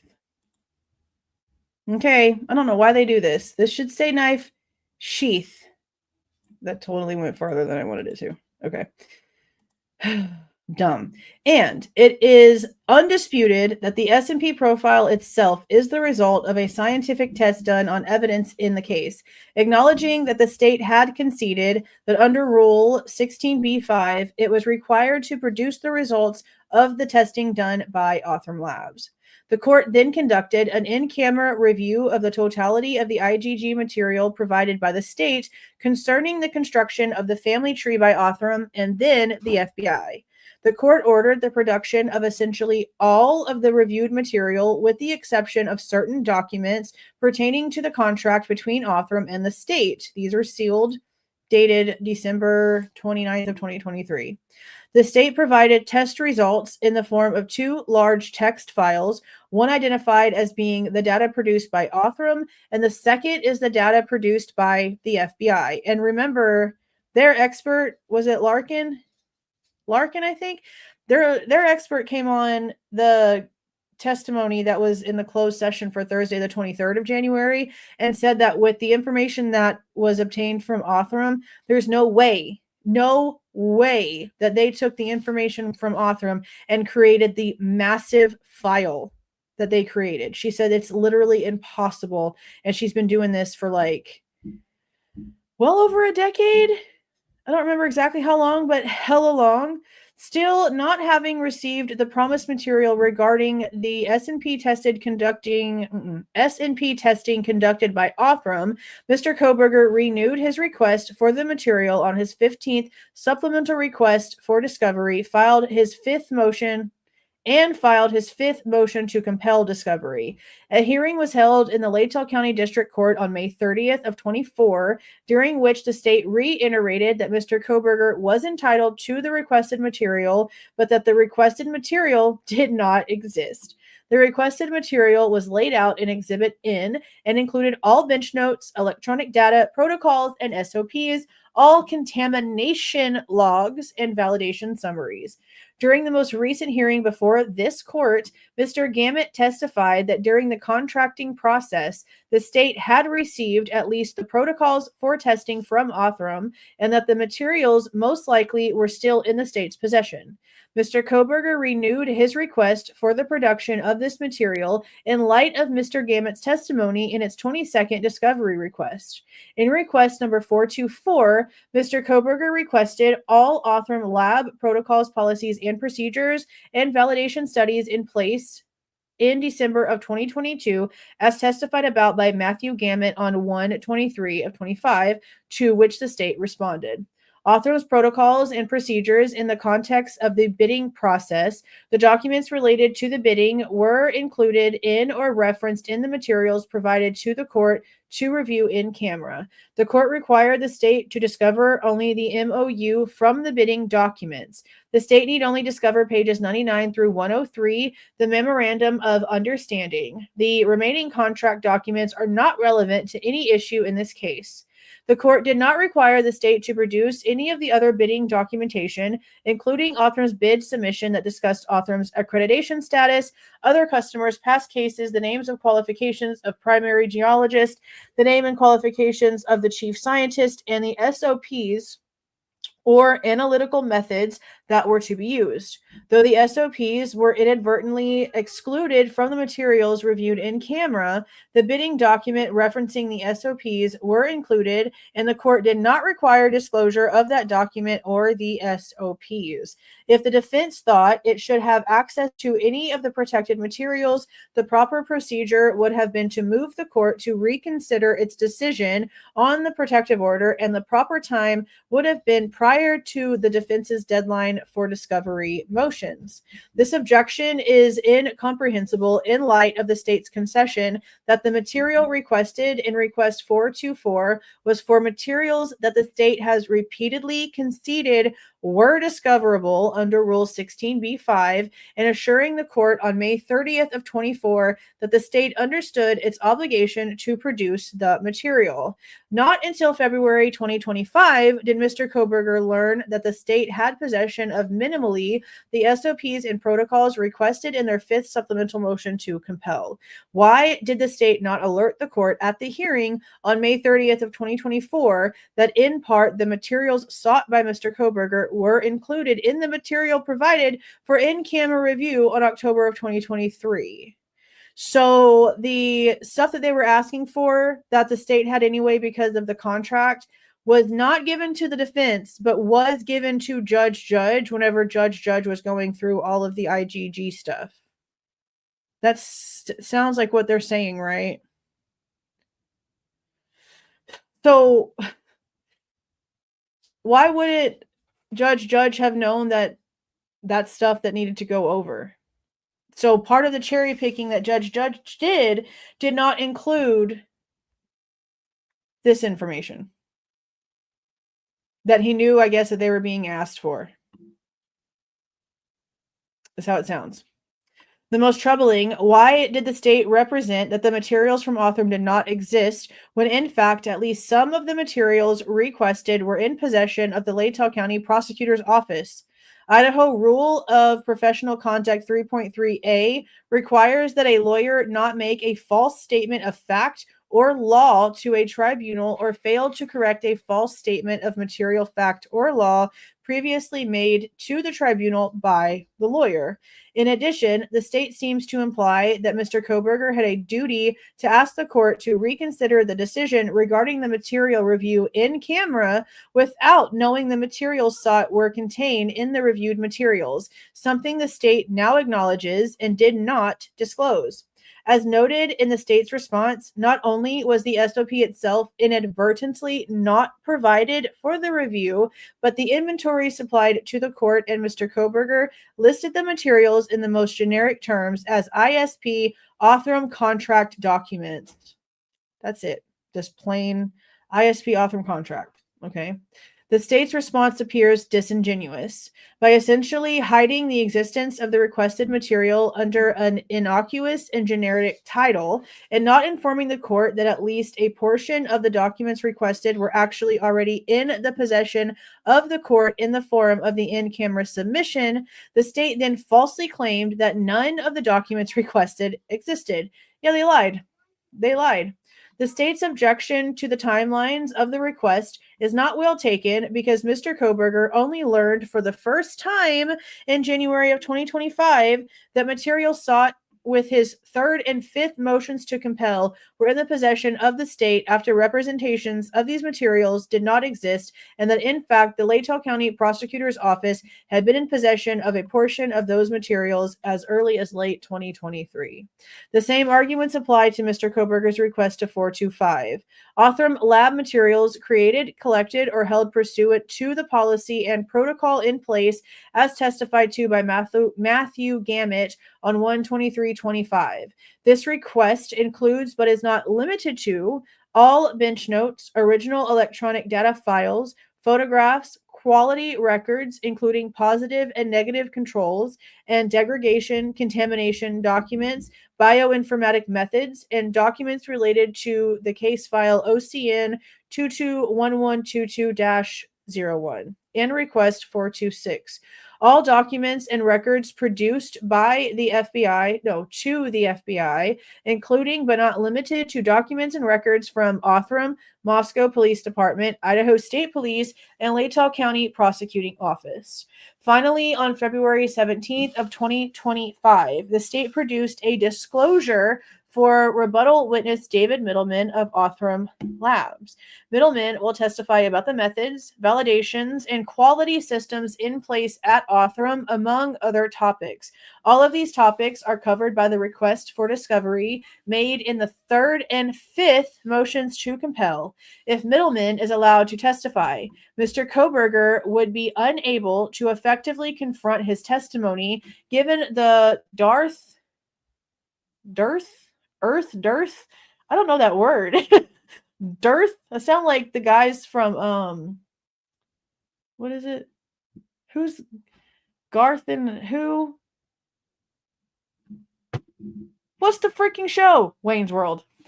That's what it sounded like. Anyway, given the dearth of documents regarding the lab testing, counsel for Mr. Kohberger would be ineffective given the timing of this disclosure and the topics raised in the disclosure. As Middleman points out, any credible opinion that Mr. Kohberger might seek would require an expert witness with extensive direct experience with S&P testing and FIGG, which is the Forensic Investigative Genetic Genealogy, FIG, to speak to the highly technical aspects of the testing and FIG analysis. Mr. Kohberger is prejudiced as set forth below. The Due Process Clause of the 14th Amendment requires the state to disclose the criminal defendant's favorable evidence that is material either to guilt or to punishment. The Due Process Clause requires that criminal defendants be afforded a meaningful opportunity to present a complete defense. To safeguard that right, the court has developed what might loosely be called the area of constitutionally guaranteed access to evidence. The Idaho Supreme Court announced a test for determining when a defendant's due process rights have been violated by the state's loss or destruction of allegedly exculpatory evidence. You mean like all the interview videos in Delphi? Yeah. Yeah, there should be lots of laws against that. Whether the evidence was material to the question of guilt or the degree of punishment. 2, whether the defendant was prejudiced by the loss or destruction of the evidence. And 3, whether the government was acting in good faith when it destroyed or lost the evidence. Then it cites State versus Ish from 1986. We have recognized that the Supreme Court's subsequent decision in Youngblood consolidated these 3 factors in cases where the destroyed evidence is of unknown value. Through its reasoning, the materiality and prejudice to the defense can be presumed where the government acts in bad faith. Oh, well, I appreciate that, James. Thank you for the $2. Respect and appreciation for you. I very much appreciate that. Hey, Architect. Hey, buddy. And hey, anybody else who came in here that I haven't seen yet. Hey, hi, how you doing? Some of this is like the boring stuff, and a lot of this we already heard in the suppression of the IgG stuff, but we've got more documents to go through. Materiality. In this case, the court has already found that the IgG materials are material. The state has conceded that the testing from Othram falls under Rule 16b-5, requiring that the state produce the material. Give me 1 second.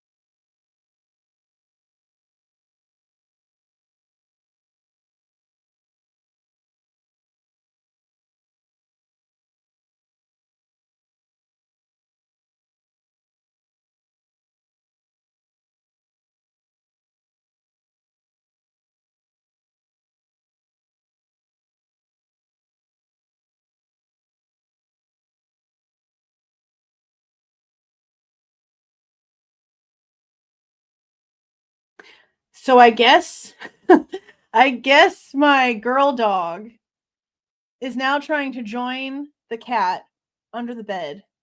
And the kids were freaking out because they didn't think that Lily could get back out from underneath the bed. So they were in there trying to drag her, hoping that she wouldn't get stuck. It's like a mini zoo in this house. Then I opened my coffee thing and it like got everywhere. Okay, we're back. Thank you for the 99-cent super sticker, James. Thank you very muchos. Thank you for the $9.99 C tires. Thank you, thank you, thank you. 10 memberships. Thank you, Lisa. You're always so supportive. You guys are so great. Thank you so much. Thank you so much. Okay. Now we're going to get back to this. Look, they're crazy. As soon as I started this live, Zelda jumped everywhere, got on the shelf where the printer is. She literally destroyed the entire bottom portion of the printer shelf. The whole thing is on the ground. There was a huge, ginormous crash. And now they're acting crazy because they don't want the dog to get stuck. It's constant. It's constant. It's okay. It's okay. Okay, let's get back to this. Okay. Materiality. In this case, the court has already found that the IgG materials are material. The state has conceded that the testing from Othram falls under Rule 16b-5, requiring that the state produce the material. prejudice. As set forth above, Mr. Kohberger has requested materials relating to IgG testing in 2 motions to compel and in responses to both motions. The state has conceded that materials relating to the testing conducted by Othram are discoverable under Rule 16b-5. Oh, thank you for the $9.99, Charm Free. Oh, it has been a long day, but we're just going to keep on going through these docs because we have to. We have to. We've got to find out all of the truths. Thank you so much for that. I very much appreciate it. Despite this, Mr. Kohberger sits in an untenable position. Discovery has closed. Expert disclosures have been exchanged. The time for filing motions to dismiss has passed. And limine motions are being filed, and trial is rapidly approaching. Mr. Kohberger's motion to suppress and Frank's are impacted by failure to timely produce discovery, as these materials may have provided information relevant to the issues presented, particularly to what information Othram obtained via the testing. And I'm guessing that there's just, okay, a little bit more info on this footnote. One of the state's arguments regarding the motion to suppress is that the state did not have access to S&P data relevant to medical information. One of the key arguments in Mr. Kohberger's motion. The documents from Othram could have bolstered Mr. Kohberger's arguments. What does that mean? That the state did not have access to the S&P data relevant to medical information? Oh yeah, that's what they've said the whole time, that they didn't have any medical information. That's what their argument with the state has been the whole time, is that the state didn't apparently have access to any of his medical information, regardless of all of the IgG stuff being, you know, your actual like programming code, like all of your 1s and 0s, that's your DNA. So even though they had all of that, they're claiming they didn't have any medical stuff, which I honestly just I don't think that's true. I don't think that's true at all. I'm pretty sure they had everything, especially now that we have this like autism stuff coming out. I really am kind of like wondering if there was something in the profile that showed that the person had autism, and that's what they were also out there looking for. That's what I think. Okay, where did number 8 go? I need to start highlighting these damn little bitty numbers so that I stop losing them. So I feel like an old lady. I can't see the 8. Okay. Additionally, the state now has witnessed David Middleman, CEO of Othram, who will testify in rebuttal to Mr. Kohberger's IgG witnesses. The proposed testimony covers topics such as validation, policy and lab protocols, and quality measures. All of these topics were covered in Mr. Kohberger's discovery request. Mr. Kohberger is left in the position of not being able to cross-examine Middleman effectively due to the complete lack of discovery of the material requested. The prejudice to Mr. Kohberger is clear. Even if the court orders production of the materials sought at this late date, Mr. Kohberger is significantly handicapped. Had Mr. Kohberger received these materials in a timely fashion in 2023, he would have been able to utilize the materials for motion work in consultation with experts and had prepared to proceed to trial. Bad faith. Here, bad faith is evident, and materiality and prejudice should be presumed. The state, after conceding that they were required to turn over the testing conducted by Othram, failed to do so. When pressed at the May 30th, 2024 hearing on the existence of the material sought, the state affirmatively stated that the material did not exist. Mr. Kohberger has just learned that during that hearing, that the state did have at least a portion of the requested material, the lab policies and protocols and SOPs. The state knew in May of 2024 that while they had failed to provide the court with the actual SOP, that the court had substantial material in its possession that would in part have satisfied Mr. Kohberger's request. The state had a duty to inform the court, but instead misled the court into believing that the materials did not exist and were in the possession of this and were not in the possession of the state. These circumstances have given the state an evidentiary advantage because of their failure to be fully candid with the court during the discovery process. This is especially true in that the state now intends to call a witness from Othram Labs who can only be effectively cross-examined with the materials sought by Mr. Kohberger and concealed by the state. In doing so, the state has hidden or perhaps caused to be destroyed material evidence necessary for Mr. Kohberger to present a full defense. This type of conduct violates both federal and state due process rights. In order to even the playing field, the court should sanction the state even if the requested discovery is produced. The state has benefited by the taking of testimony of Mr. Kohberger's witnesses at the January 23rd, 25 hearing, as well as Mr. Kohberger's timely production of expert disclosures regarding their intended testimony at trial. Given the posture of this case, the conduct of the state in hiding the evidence, and the late disclosure of middlemen as an expert, Mr. Kohberger seeks to exclude all evidence of the IGG work and does not intend to call witnesses Leah Larkin and Danielle Hellwig. See, but this is why. I mean, I guess if they're successful in getting rid of all of the IGG work, it would make sense. But Leah Larkin is like the one coming out here and giving us the information about the emails that are redacted, about whoever the SC profile is that created a profile on these portals, and then somehow this layperson's profile matched to the forensic profile, but the to and the from on the email is redacted. Like, she is where all of the intense information's coming from, in my opinion. But then again, if they do exclude everything, that means that she's got to go too. If the court denies this motion to exclude IGG, then Mr. Kohberger may be required to call these witnesses as rebuttal to middlemen. Yeah. I mean, I'm sure they're keeping them all in their pockets. Oh, they need to. Furthermore, if Mr. Kohberger does not call Larkin or Hellwig, middleman's testimony is no longer rebuttal. It would have to be presented in the state's case in chief. The late disclosure and failure to produce the requested discovery violates not only Idaho law, but also the order of this court regarding discovery and expert disclosure deadline, as well as Mr. Kohberger's due process and confrontation rights. The court shall exclude all reference to the IGG process from S&P testing to the construction of the family tree. Conclusion. Mr. Kohberger's motion should be granted. Additionally, the court should sanction the state by excluding the IGG evidence in the form of the testimony of middlemen based on their violations of the court's order regarding discovery sanctions and its bad faith behavior in concealing evidence that it knew was required to be discovered and that it had in its possession. Such a serious sanction is warranted in the face of the state's conduct and to remedy the prejudice of Mr. Kohberger. Okay. 17 pages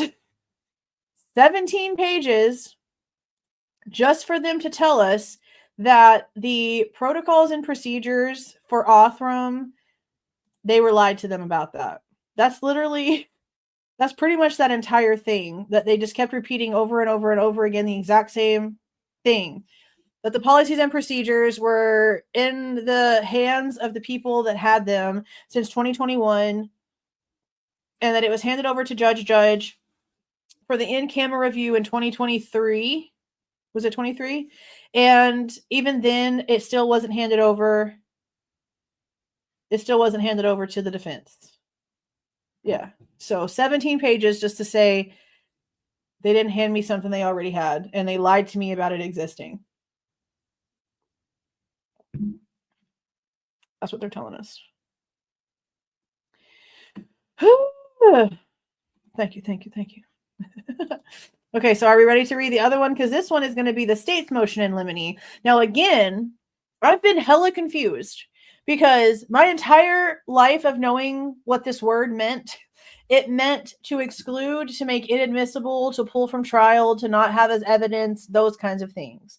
But from what I'm now understanding, and look, we've gone over the definition. I pulled up the definitions. We went over the definitions on the websites. Like, we looked into this together to make sure that we weren't crazy, because we really thought that this all was, you're removing it, you're removing it, you're removing it.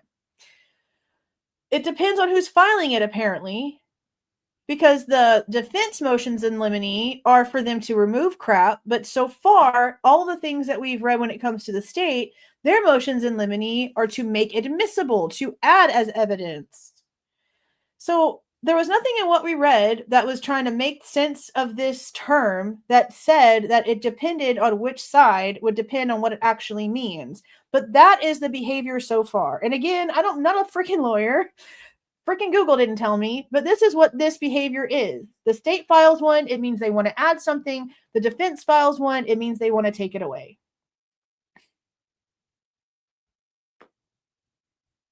So let's go ahead and go over this one. Yeah, I saw that. That the defense plans to file 2 more motions to challenge the DP, and they're asking for leave, like they need some extra time. Yeah, because there's a couple of new documents, like I showed you guys at the beginning of this red. These are all documents that we did not have access to see on the list yesterday whenever we went live. And I don't know when this renews. I guess if there's a page update, it takes away the new block, because this morning, whenever I got up and looked at this, it still showed some red ones that were read for me yesterday, but now those same ones that were read for me yesterday, because I didn't look at those yet, are not read anymore, and now we have new red ones. So I guess it's just with like the update itself. So I've got to keep track of what we look at. Okay, so let's look at this one, because this is the states. And what's wild to me is that if this keeps pattern, if this keeps behavior, then this is not going to be them wanting to remove it. But let's see, because I could be wrong.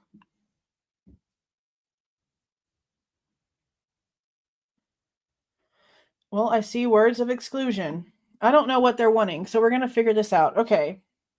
State's motion in limine regarding the investigative genetic genealogy.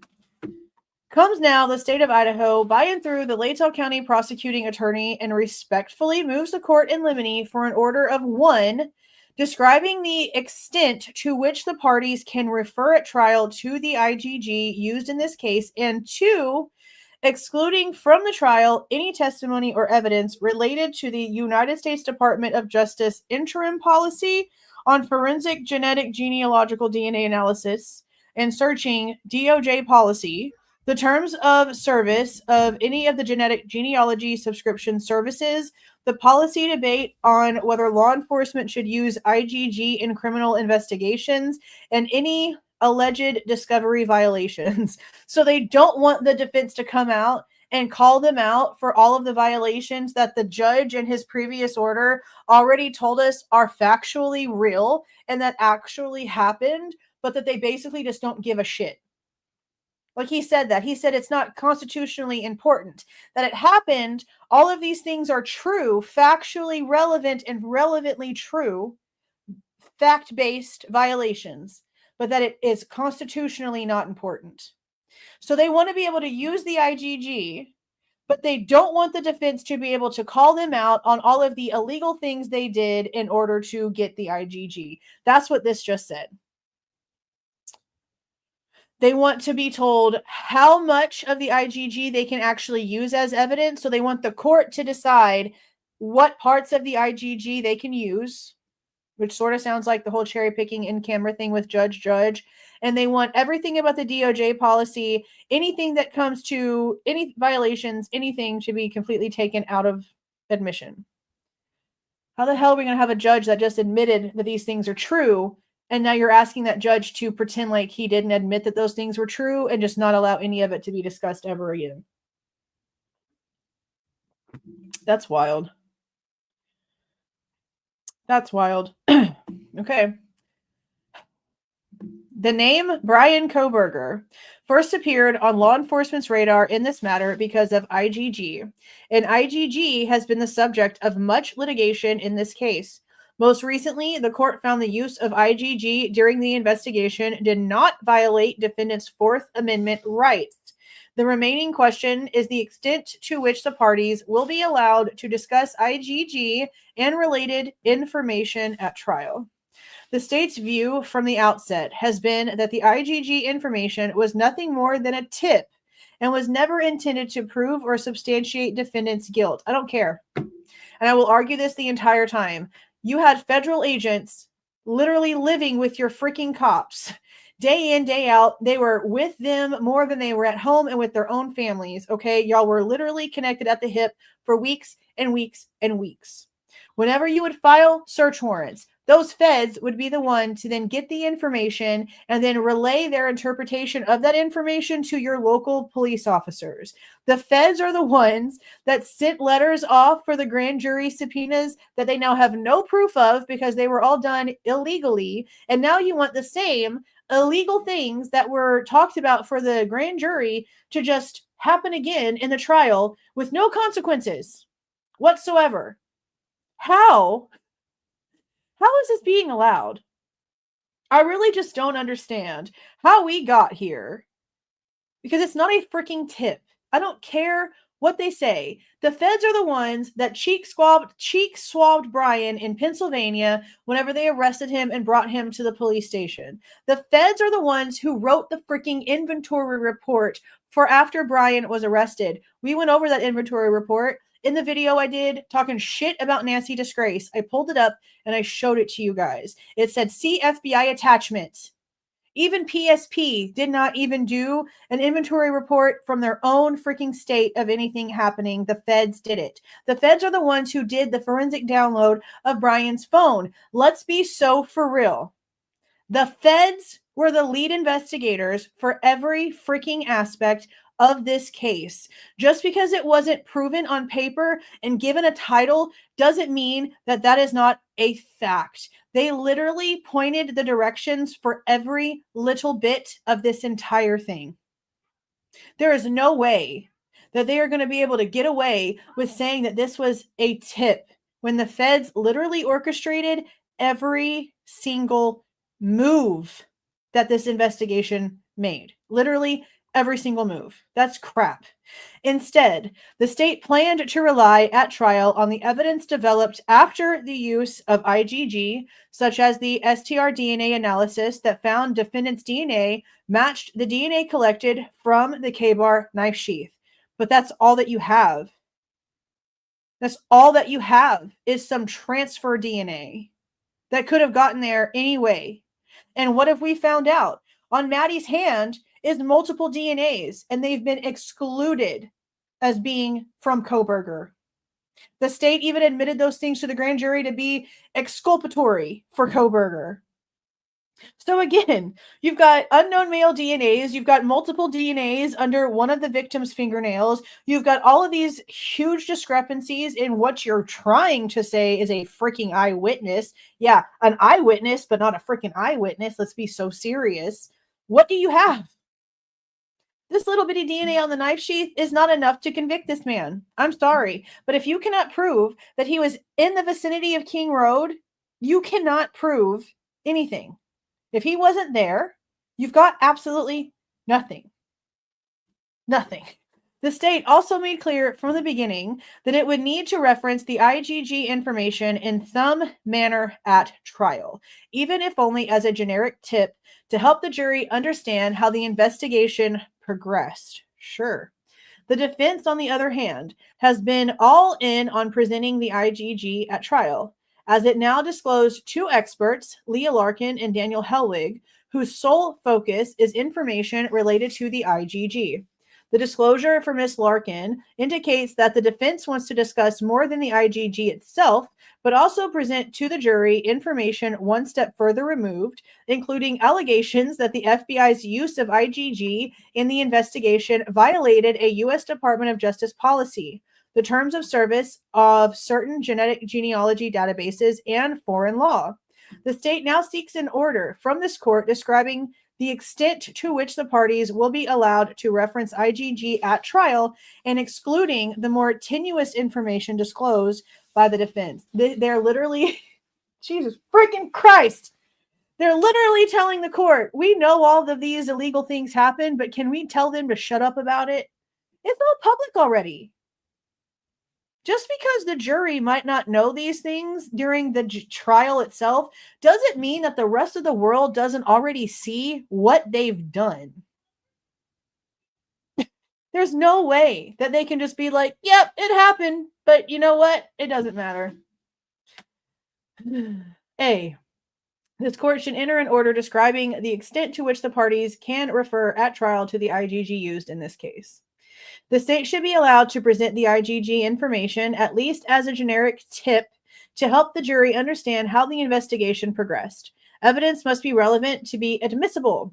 Evidence is relevant if it has any tendency to make a fact more or less probable than it would be without the evidence, and the fact is of consequence in determining the action. Testimony from an investigator as to how an investigation progressed can be relevant and admissible. In Hall, a detective testified about how he used DNA to eliminate an individual as a suspect in the investigation. The district court overruled a relevancy objection, and the Supreme Court affirmed. The court explained that the testimony was relevant because it provided the jury with a competent story, in that it explained why the police no longer considered the individual a suspect and provided the jury with details about how the investigation progressed. The court also observed that the testimony was relevant to refute the defendant's contention that the former suspect was involved in the victim's murder. And again, they're referencing things. That is not to say, however, that such testimony is always relevant and admissible. In Boner, that's really how that says? Bonner, maybe? I don't know. An officer testified that a dispatcher had told him that the defendant had said he wanted to off a cop. The district court overruled an objection on the basis that the statement was offered for the limited purpose of showing what information the officers possess and how this information might bear on the subsequent actions of the officers. The Idaho Supreme Court disagreed, finding that limited purpose was not relevant. The court reasoned that the facts of consequence during the state's case in chief were facts bearing on the elements of the offense charged, and evidence of the motives of the officers' actions on the night in question did not prove any element of the offense charged. But the court noted the testimony would have been relevant to rebut a defense challenge to the reasonableness of the officers' conduct after hearing a radio report. Here, the IgG information falls on the Hall side of the line. Presenting the fact that law enforcement received a tip directing them towards defendant is necessary to provide the jury with a complete story by explaining why law enforcement considered defendant a suspect. But why can't you just say the feds were helping the investigation? Why do you have to act like it wasn't something important? Why do you have to sit here and say, oh, it was just a tip? That's not a tip. If you're handing somebody information that you have no answer to, and then that somebody takes your information and finds the answer to your question and then gives you your answer, how is that a tip? How is it a tip? I don't understand. How the hell is that a tip? You asked them. Someone made the freaking choice to stop Othram and for you to hand the feds the information. WSU looking up the car in the system and putting in a tip saying, hey, home dude has this car that matches your bolo. That's a tip. The cop later, 30 minutes later, walking around the parking lot of the apartment complex and seeing the car and then calling it in. That's a tip. When you hand information over to somebody and they give you an answer based off of something that you asked them, that's not a freaking tip. That is y'all working together as a freaking investigative team, not a tip. Annoying. Freaking annoying. Thank you so much for the $10, Tracy. Thank you for putting in all this time and work. It really helps me to understand everything. Doing this with you guys helps me to understand everything too. Because if I just sit here and read it in my head, like I'm understanding it, but it's better. It's better this way. It's definitely better this way. But they really can't say that. They can't say that either. They can't say that the tip was a white male, mid-20s, white Elantra, because Payne literally said, I don't know, they called us on the 19th and said, Bryan Kohberger's your guy. And they didn't even tell us where it came from or any of the details until December 20th, whenever they finally sat us all down and we got on Teams, Microsoft team meeting together, and they showed us the IgG tree. So on the 19th, they just called him and said, Bryan Kohberger. I hung up the phone. That's basically how it went. No details. Because remember, Payne said in the transcript that the name information and there being a connection between Bryan Kohberger's name being given to them and the knife sheath, that the feds never told that to them on the 19th. They didn't know anything about it being from the knife sheath DNA until the next day on the 20th.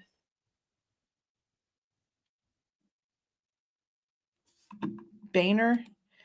That sounds better. That sounds better. Sounds better. Yeah, they already knew. Technically, I guess they would have already known because obviously they sent off the knife sheath stuff. But they're sitting there still acting like it's like some sort of deniability. But still, you can't give somebody a question to answer and then call it a tip whenever they answer the question that you asked them. That's how I'm seeing that situation. They can't do that. That's absolutely wackadoodle. Wackadoodle. Okay. Let's see where we were. After mispronouncing this person's name. Okay. Specifically, the defense has signaled its plan to present. Enforcement rushed to judgment when it focused on defendant as the suspect. Well, that's what Payne said. Payne literally testified that they already had Bryan Kohberger's name from the feds. So whenever they got the lab reports back about the unknown male's DNA that was found on multiple places at the crime scene, they just said, it can wait. We've got this guy right now. And then they never did anything with it. So yeah, this is accurate. They went tunnel vision. The second that they had a name, they went completely tunnel vision. And their lead detective already under oath said that on the stand. So they technically can't take it back. They can't take it back. Literally at all. Let's see. They're referencing the memorandum in support of motion to suppress genetic information, asserting law enforcement had a different main suspect prior to the IGG, as well as 2 other unknown male profiles found in and around the residence. Hold on a minute. Do y'all see that? So is there proof in what was submitted the name of a different main suspect? Is this thing that got filed in November? No, this is wrong because we have not jumped into the damn future. This had to have been November 11th of November 14th of 24. But this document right here must have this information in there. Asserting law enforcement had a different main suspect prior to the IGG, as well as 2 other unknown male profiles. Right?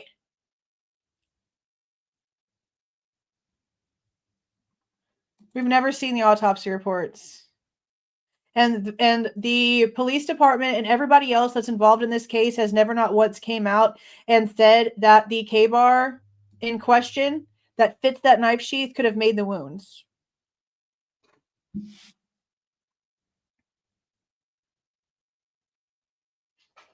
Yeah, I don't know. Like, this is interesting to me that they're like, if they have proof that there was another main suspect, then why isn't that being the argument from the defense? Like, they've argued the unknown male DNA profiles, but what about this dude? I'm going to assume dude. Because remember, I did a video going through some old information about how they were following the trail of SV1, like all the way the opposite direction towards Troy and Kendrick, like 25-ish miles that way. And they're trying to tell us that the car actually went south and did all these other things. Well, then what the hell were you following out that way? And that really kind of makes me think, like, if there really was another like main suspect before Bryan, what the hell happened to that person after they got Bryan's name? It just went away? It just went the frick away? They didn't even bother?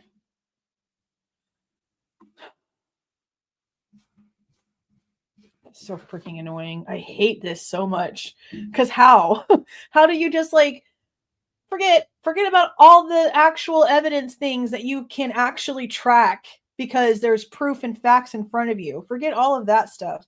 Let's fabricate and lie about what we're seeing and lie about the time that this guy's phone goes off network and lie about this and lie about that. Let's just lie.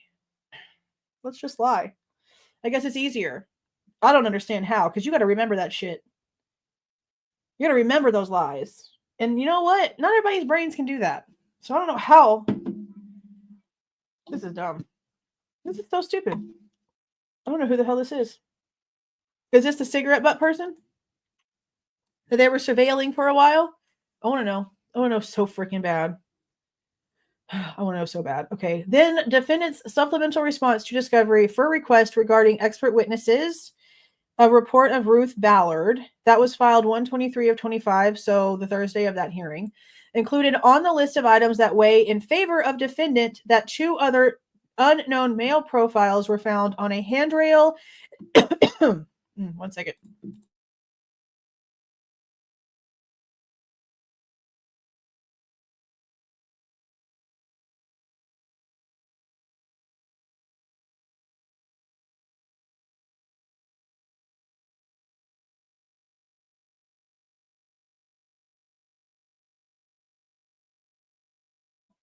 Okay.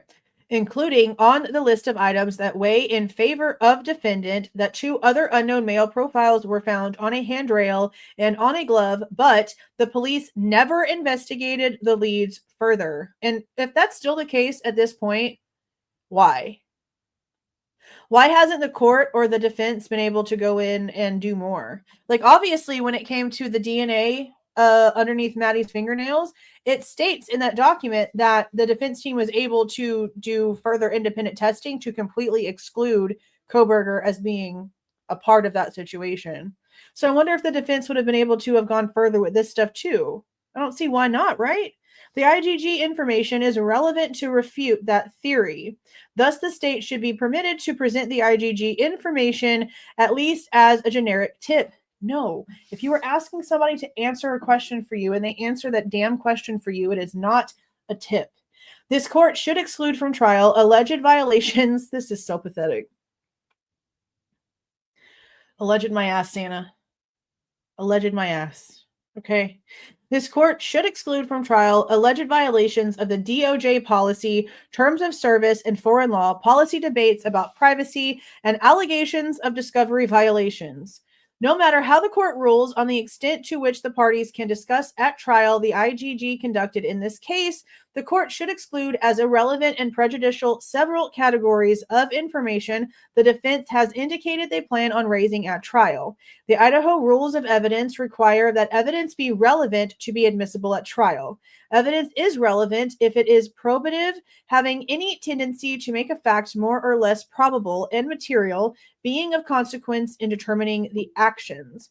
Whether an issue is relevant requires understanding those theories concerning the crime charged, the elements of that crime, and the ultimate issue that the jury is asked to determine. Even relevant evidence may be excluded by the district court if its probative value is substantially outweighed by a danger of unfair prejudice. And then it says the following categories of evidence should be excluded as irrelevant and inadmissible because the state said so. Frick this rule, okay? This is stupid. I don't agree with any of this. First, this court should exclude testimony or evidence that the FBI's use of IgG in this case violated the DOJ policy, the terms of service of certain genetic genealogy subscription services, or any foreign law. Opining the FBI violated the DOJ policy and the terms of service of certain genetic genealogy databases. It's not opining. They've proven it. You're hiding everything. The FBI is refusing to hand it over because they know handing over their proof is handing over proof of their law breaking and illegal activities. Okay? There's like a reason the state knows this. So the fact that they're sitting here trying to play dumb and then thinking that the court's going to also just play dumb. This is so stressful. Stating one of the databases is an Israeli company and opining that database users may be protected by European privacy laws. Did they say that? I know they said something about foreign stuff. None of these allegations, even if true, bear any weight on the issue of defendant's guilt. Tellingly, throughout all of the IGG litigation in this case, the defense has failed to articulate any theory by which the alleged violations of the terms of service, DOJ policy, or any foreign law could have any effect whatsoever on the reliability of the IGG process. Instead, the defense pieces those alleged violations together to conclude the FBI would not have identified Mr. Kohberger so quickly had they followed protocol. But the speed with which law enforcement identified defendant has no bearing whatever on whether defendant committed the charged crimes. I mean, I've said the same thing, that if they end up finding out that all these loopholes and things actually did, all these broken things actually did happen, that it doesn't answer innocence or guilt. All of this is just a bunch of stupidity. They could have ruined this case. If Bryan is the guy, they could have technically ruined the entire case with all of their bullshit. And they know that. That's why they're trying to hide it. But just because they're trying to hide it, because they want to try to prove that he's the guy, does not prove that he's the guy. Because on the lower level, when it comes to the cast report showing where he was geographically with this phone, with the cell phone, with all the other stuff involved here, that's the stuff that matters. Because again, if you can't put him at the scene, then none of this is going to be relevant anyway. They've already said these idiots are not going to get in trouble for breaking any of these laws. So that IGG stuff for the trace DNA is what if they can't put him at the scene? The only reason why this crap is even relevant is because this is the only thing they had to use to arrest this man. And they cannot sit there and try to pretend like they did not use it for arrest, because that's been their argument, and it's wrong. They did use it to arrest him. Because if they wouldn't have gotten this IGG stuff back from Othram, they've obviously proven they had another main suspect, apparently, that they were looking at. So they would have continued looking at this other person this entire time and would have never known Kohberger's name ever. How close were they to this other person? What was the evidence against this other person to where they could just like drop that evidence, drop that investigation at the drop of nothing? They get the phone call, they're like, oh, forget that guy. Forget all the crazy stuff that we've already gotten a hold of him. Forget all the evidence that we've got against this person. Forget that dude. Forget that person. How does that just happen? I just don't understand. This evidence is also inadmissible under Rule 403 of the Idaho Rules of Evidence. The presentation of this evidence could unfairly prejudice the state's case if one or more jurors decide to give unrelated evidence less weight because they believe the FBI violated the DOJ policy, the terms of service, or foreign law, even though those alleged violations could have no effect on defendant's guilt. Moreover, allowing the defense to present this evidence could turn the criminal trial into something it is not. As this court observed, violations of the database's user policies may give rise in a civil action between the FBI and the particular database or perhaps the individuals whose DNA profiles were used, but the action would be between two other parties in an entirely different case. Litigating that case during this trial would risk confusing the issues, misleading the jury, undue delay, and wasting time. Second, this court should exclude any evidence or argument on the policy debate of whether law enforcement should use IGG in criminal investigations. And this has to do with stuff that Larkin has filed, claiming DNA used for IGG can reveal intensely private information like biomedical details and genetic risks such as addiction, Alzheimer's, autism, bipolar disorder, cancer, cystic fibrosis, heart disease, schizophrenia, and many more. Okay, but if that's the case, then doing your regular ancestry stuff does the exact same thing. So if it's good enough to use for that and, scam money off of people, and it also solves other things, like I don't disagree with IGG. I think that the science and the way that people can figure out how to make all these things make sense, I think it's freaking awesome. I think it's hella freaking cool. Othram, even though there's some weird shit going on here, they have solved stuff that's 75, 80 something years old.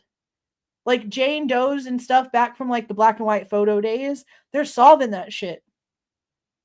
So I can't say that I disagree with IGG if it's used correctly, if they're not violating policies, if they're not going through loopholes and backdoors and doing things that they're not supposed to do, then there's no problem with the IgG information.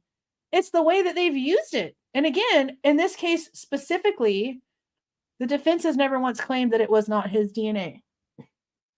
So they also can't really sit there and say that they disagree with the results of the IgG, because that's like the one thing that they're not arguing, is that it's his DNA.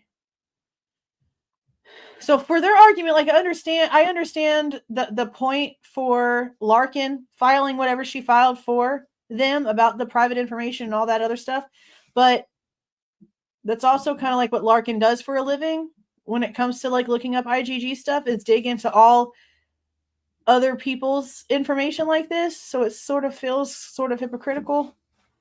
I guess maybe that's where I'm getting at. Whether, as a matter of policy, law enforcement should use IgG in criminal investigations has nothing whatever to do with the issue of guilt in this case. It doesn't, because like I said, the defense has never said it wasn't Bryan's DNA. They just want to know how it got there and how everything surrounding it happened. That's all they're asking. This court has already resolved the privacy issues as they relate to the Fourth Amendment. Any residual privacy concerns fall within the purview of the legislature, not the courts, and certainly not juries in criminal trials. If the defense is allowed to argue privacy policy to the jury, there is a significant risk that a juror will make their decision in the case based on their subjective view on privacy as opposed to their view of the evidence with respect to defendant's guilt.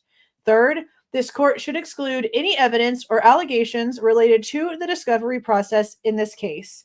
Larkin lamenting that discovery has been an extremely involved and drawn-out process. It has been, especially whenever we just found out that you've had something this whole time that they've asked you for, that you lied to them about and said that it didn't exist, but you had it since before the crime happened. And it's something stupid and simple and has nothing to even do with the case. But for some reason, you still felt the need to not be honest about something so simple, something so freaking simple.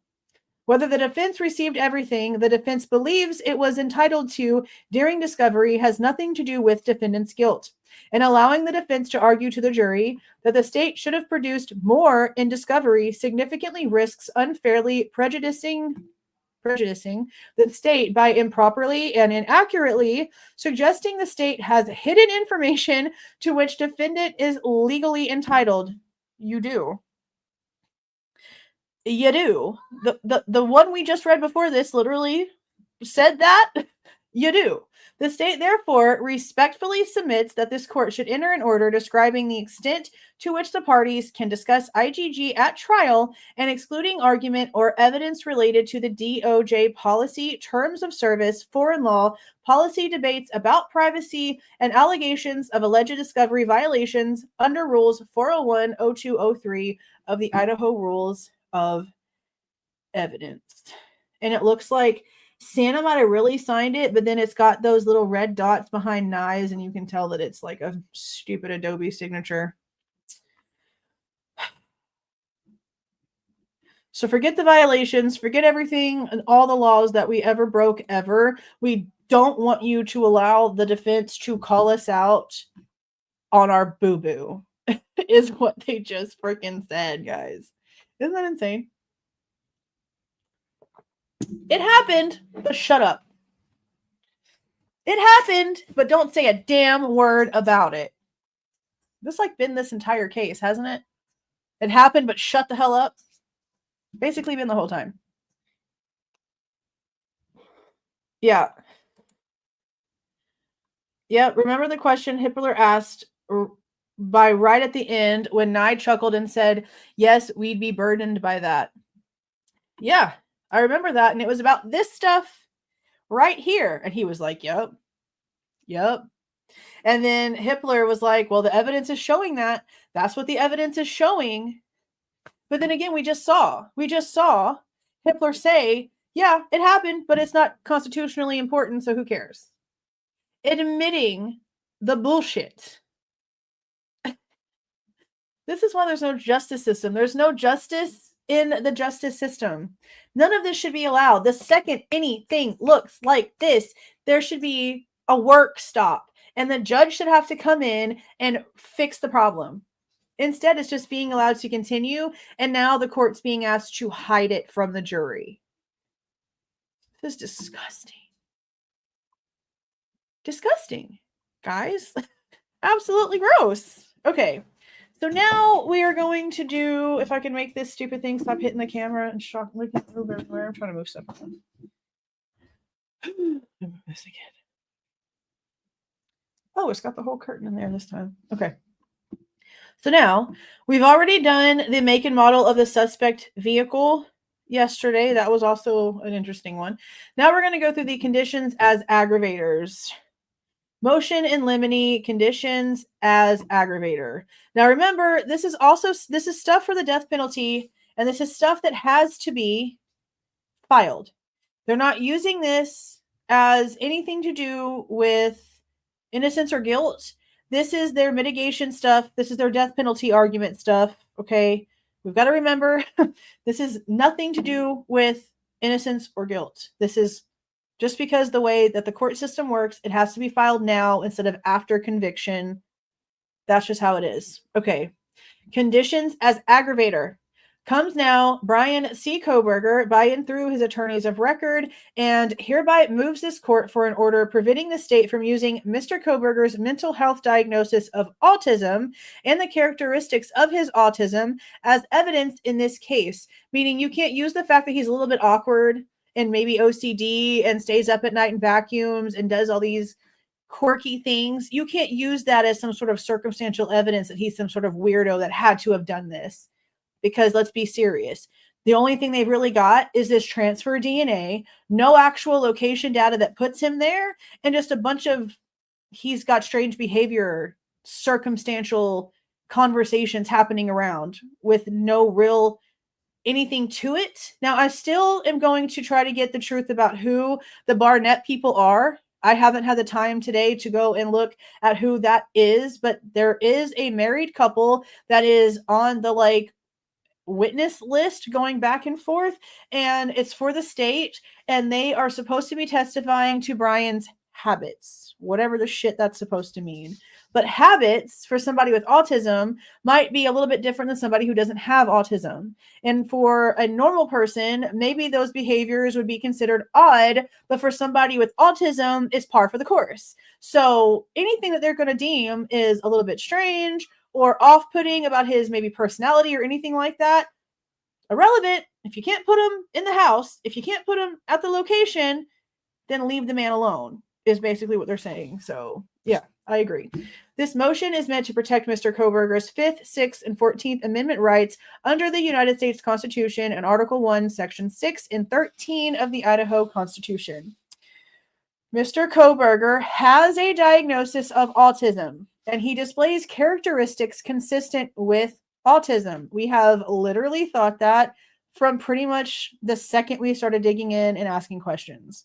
The majority of people thought he has Asperger's. A comprehensive neuropsychological evaluation of Mr. Kohberger conducted by Dr. Rachel Orr found that Mr. Kohberger continues to exhibit all the core diagnostic features of ASD currently, with significant impact on his daily life. Mr. Kohberger shares characteristics such as social challenges, preservation, and lack of reciprocity. This goes back to the Tapatalk stuff, I guess, because if that is his account, which I still believe it's his account, there are things in there about how he doesn't feel human, that whenever he hugs his family, that he doesn't feel anything or feel any emotions. That can be a very autistic trait. They might either be overly emotive, like the way he was with the guy with the long black hair from the pool party that we've talked about several times, or they might be the opposite. I'm guessing it's mood dependent, because I've seen both characteristics out of the same exact person, like a shut off, not really caring too much or emotionally seeming to really care about the situation at hand, but then overly emotional in another situation. So again, just characteristics. These characteristics are noted by those unfamiliar with autism as not picking up on social cues. In evaluating Mr. Kohberger, Dr. Orr found that he has displayed lifelong deficits in social emotional reciprocity. I don't know why I can't say that word. Reciprocity, including limited perspective taking and limited sharing of affect/emotions of others. Because of his autism, others may see Bryan as not recognizing social cues, continuing to talk to others when the conversation would naturally end, over focusing on a topic or hobby of interest, or talking about the same topic repeatedly using a complicated vocabulary, or seeming self-absorbed. If he is on the levels educationally or I guess intellectually that we are assuming that he is, I have always sort of thought that he was kind of like Sheldon Cooper from The Big Bang Theory in a lot of ways, just from the way that we've sort of like we've seen him in interactive situations, but they're all like still shot interactions where he's like sitting in a group of people on a couch around people. There's like the video of him walking across the stage at graduation that doesn't really show anything.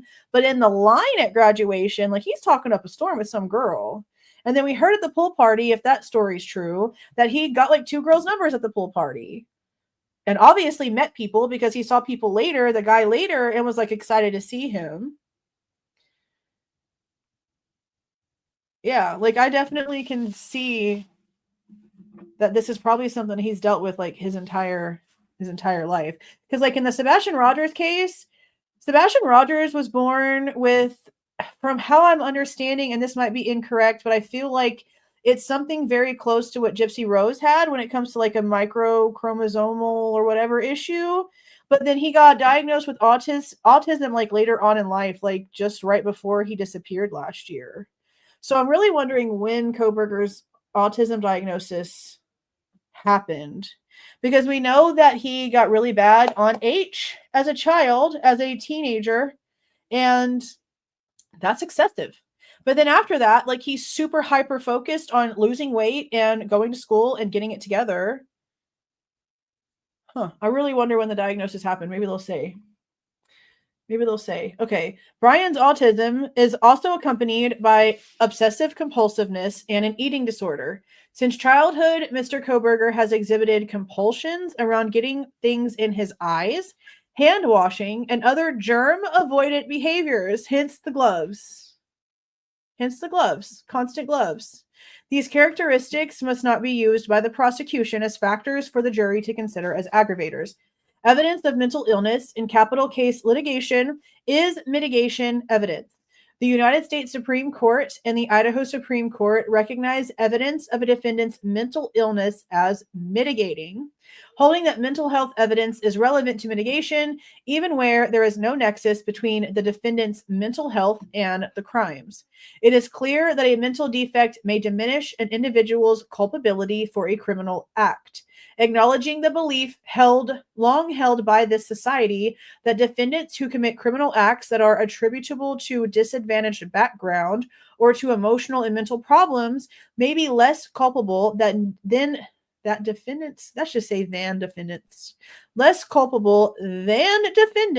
who have no such excuse. And this is from California versus Brown from 1987.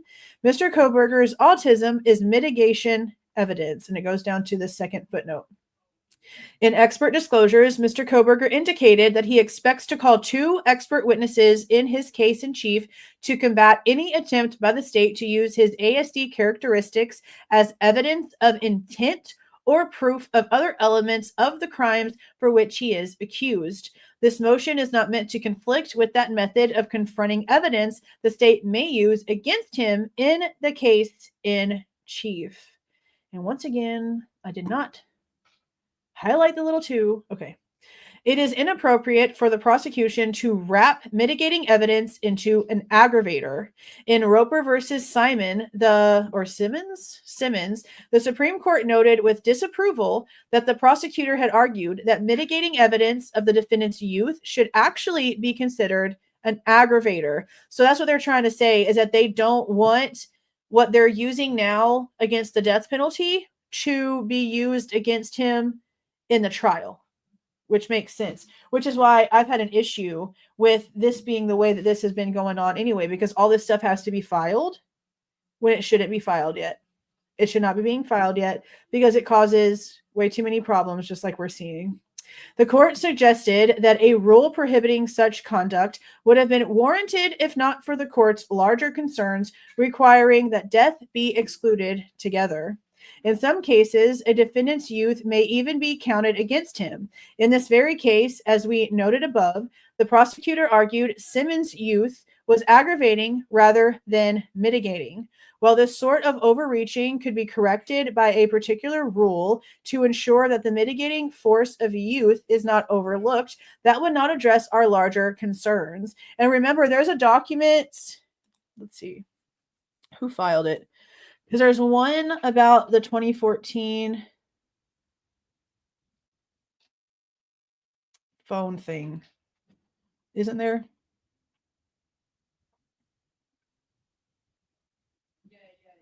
I could have sworn there was something about the 2014 phone incident.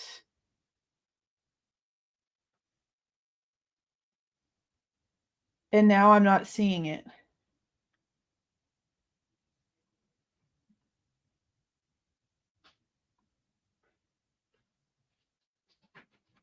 I'm not seeing it.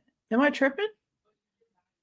I don't see it. So I'm going to have to go through back to the video where we went over the titles of all of these documents because I could have sworn there was one about the 2014 phone incident. Like I read it out loud and I don't see it. So maybe they just haven't redacted it enough yet. Maybe it'll drop. I'll have to go back and look at the case summary here in a minute. Okay. Allowing the state to argue that Mr. Kohberger's mental illness is an aggravating factor that violates the 8th and 14th Amendments by precluding the jury from giving meaningful consideration and effect to that mitigating evidence. Mr. Kohberger points the court to Abdul-Kabar versus Quarterman from 2007 for an overview of the court's jurisprudence on this issue, including Lockett, Eddings, and Penry. Individualized sentencing in capital cases reflects the concern of the court for fairness. Oh, I haven't switched it. For fairness in proceedings. As such, Idaho is required to provide for unhindered consideration of mitigating evidence, holding that an instruction precluding consideration of non-statutory mitigating circumstances is unconstitutional, maintaining that one constitutional shortcoming of the North Carolina statute was its failure to allow consideration of relevant aspects of defendant's character. The court has defined mitigating factors to be any evidence that might serve as a basis for a sentence less than death. Mitigating circumstances are not necessarily factors that lead sentencers to believe that a defendant is a good person despite having committed a horrible crime. As the Supreme Court has explained, compassionate or mitigating factors may stem from the diverse frailties of humankind. In a constitutionally fair proceeding, juries must be able to consider mitigation as mitigation. The 8th and 14th Amendments require that the sentencer, in all but the rarest kind of capital case, not be precluded from considering as a mitigating factor any aspect of a defendant's character or record and any of the circumstances of the offense that the defendant proffers as a basis for a sentence less than death. Considering again Abdul-Kabir, the court summarized Penry as holding that where mitigation evidence is double-edged, court must give an appropriate instruction directing the jury to consider fully mitigating evidence as it bears on the extent to which a defendant is undeserving of a death sentence. A constitutionally fair proceeding requires juries must be able to give effect to mitigation evidence. It is firmly established that sentencing juries must be able to give meaningful consideration and effect to all mitigation evidence that might provide a basis for refusing to impose the death penalty on a particular individual, notwithstanding the severity of his crime or his potential to commit similar offenses in the future. a statute that prevents the senator in all capital cases from giving independent mitigating weight to aspects of the defendant's character and record and to circumstances of the offense proffered in mitigation, creates the risk that the death penalty will be imposed in spite of factors which may call for a less severe penalty. When the choice is between life and death, that risk is unacceptable. That's the whole point here, and incompatible with the commands of the 8th and 14th Amendments. The senator may determine the weight to be given relevant mitigating evidence of unhappy upbringing and emotional disturbance, but they may not give it no weight by excluding such evidence from their consideration. Speaking of emotional disturbance, depending on what time we get off the live tonight, I'm going to record a little video to be released in the morning about the Letcher County stuff. We've been hearing for a while that Sheriff Steins, the guy who walked into Judge Mullen's chambers and shot him point blank in his judge chambers over in Kentucky, he has officially filed his insanity plea. Emotional disturbance, sanity plea. So I'm going to try to read those documents in a little video and have it posted in the morning. We kind of saw that coming. They talked about that coming, but I want to know what happened. Like, I want the juice on that one because that's wild. That whole thing there. Small town corruption at its finest. Let's be so serious. So I can't wait to read all those. I hope there's something in it. I doubt it, but we shall see. It's not a very long document. Okay, allowing the state to argue that Mr. Kohberger's mental health issues are actually aggravators unlawfully interferes with the jury's ability to give effect to the mitigation evidence. It is more prejudicial that if the sentencer were told to ignore it or give it no weight, which is prohibited by law. The state also cannot argue that factors which are casually related to Mr. Kohberger's mental health issues should serve to aggravate the punishment, i.e., that they contribute to future dangerousness, propensity to kill, or contribute to aggravators regarding heinousness of the crime, which is all the aggravating argument that we went through. I don't even know, like August, I guess. Those docs were long as shit. Like, some of them were over 100 pages. If I remember right, that was some long videos. Where were we? Okay. That is functionally the same thing as arguing that he should be sentenced to death because of his mental illness, which is constitutionally impermissible. Georgia has not attached the aggravating label to factors that are constitutionally impermissible or totally irrelevant to the sentencing process, such as, for example, the race, religion, or political affiliation of the defendant, or to conduct that actually should militate in favor of a lesser penalty, such as perhaps the defendant's mental illness. If the aggravating circumstance at issue is this case has been If the aggravating circumstance at issue in this case had been invalid for reasons such as these, due process of law would require that the jury's decision to impose death be set aside. The court in Zant versus Stevens, court cited Miller versus State from 1979 in support of the proposition that an aggravating label cannot be attached to evidence of mental illness. Miller was a Florida Supreme Court opinion that specifically dealt with the problem of utilizing factors that are the result of a defendant's mental illness in order to aggravate a sentence. In Miller, the defendant was convicted of murdering a cab driver and R-wording her when she was already gone or almost gone. That's horrible. Wow. So I don't even understand how people's brains... You know what? We're just not even going to go all that. That's just too much. At the sentencing hearing, the judge aggravated the defendant's penalty because of a finding that Miller had a propensity to commit violent acts. The court vacated the sentence in part because this propensity was casually related to the defendant's schizophrenia, which was characterized by hallucinations that other women were his hated mother. Okay.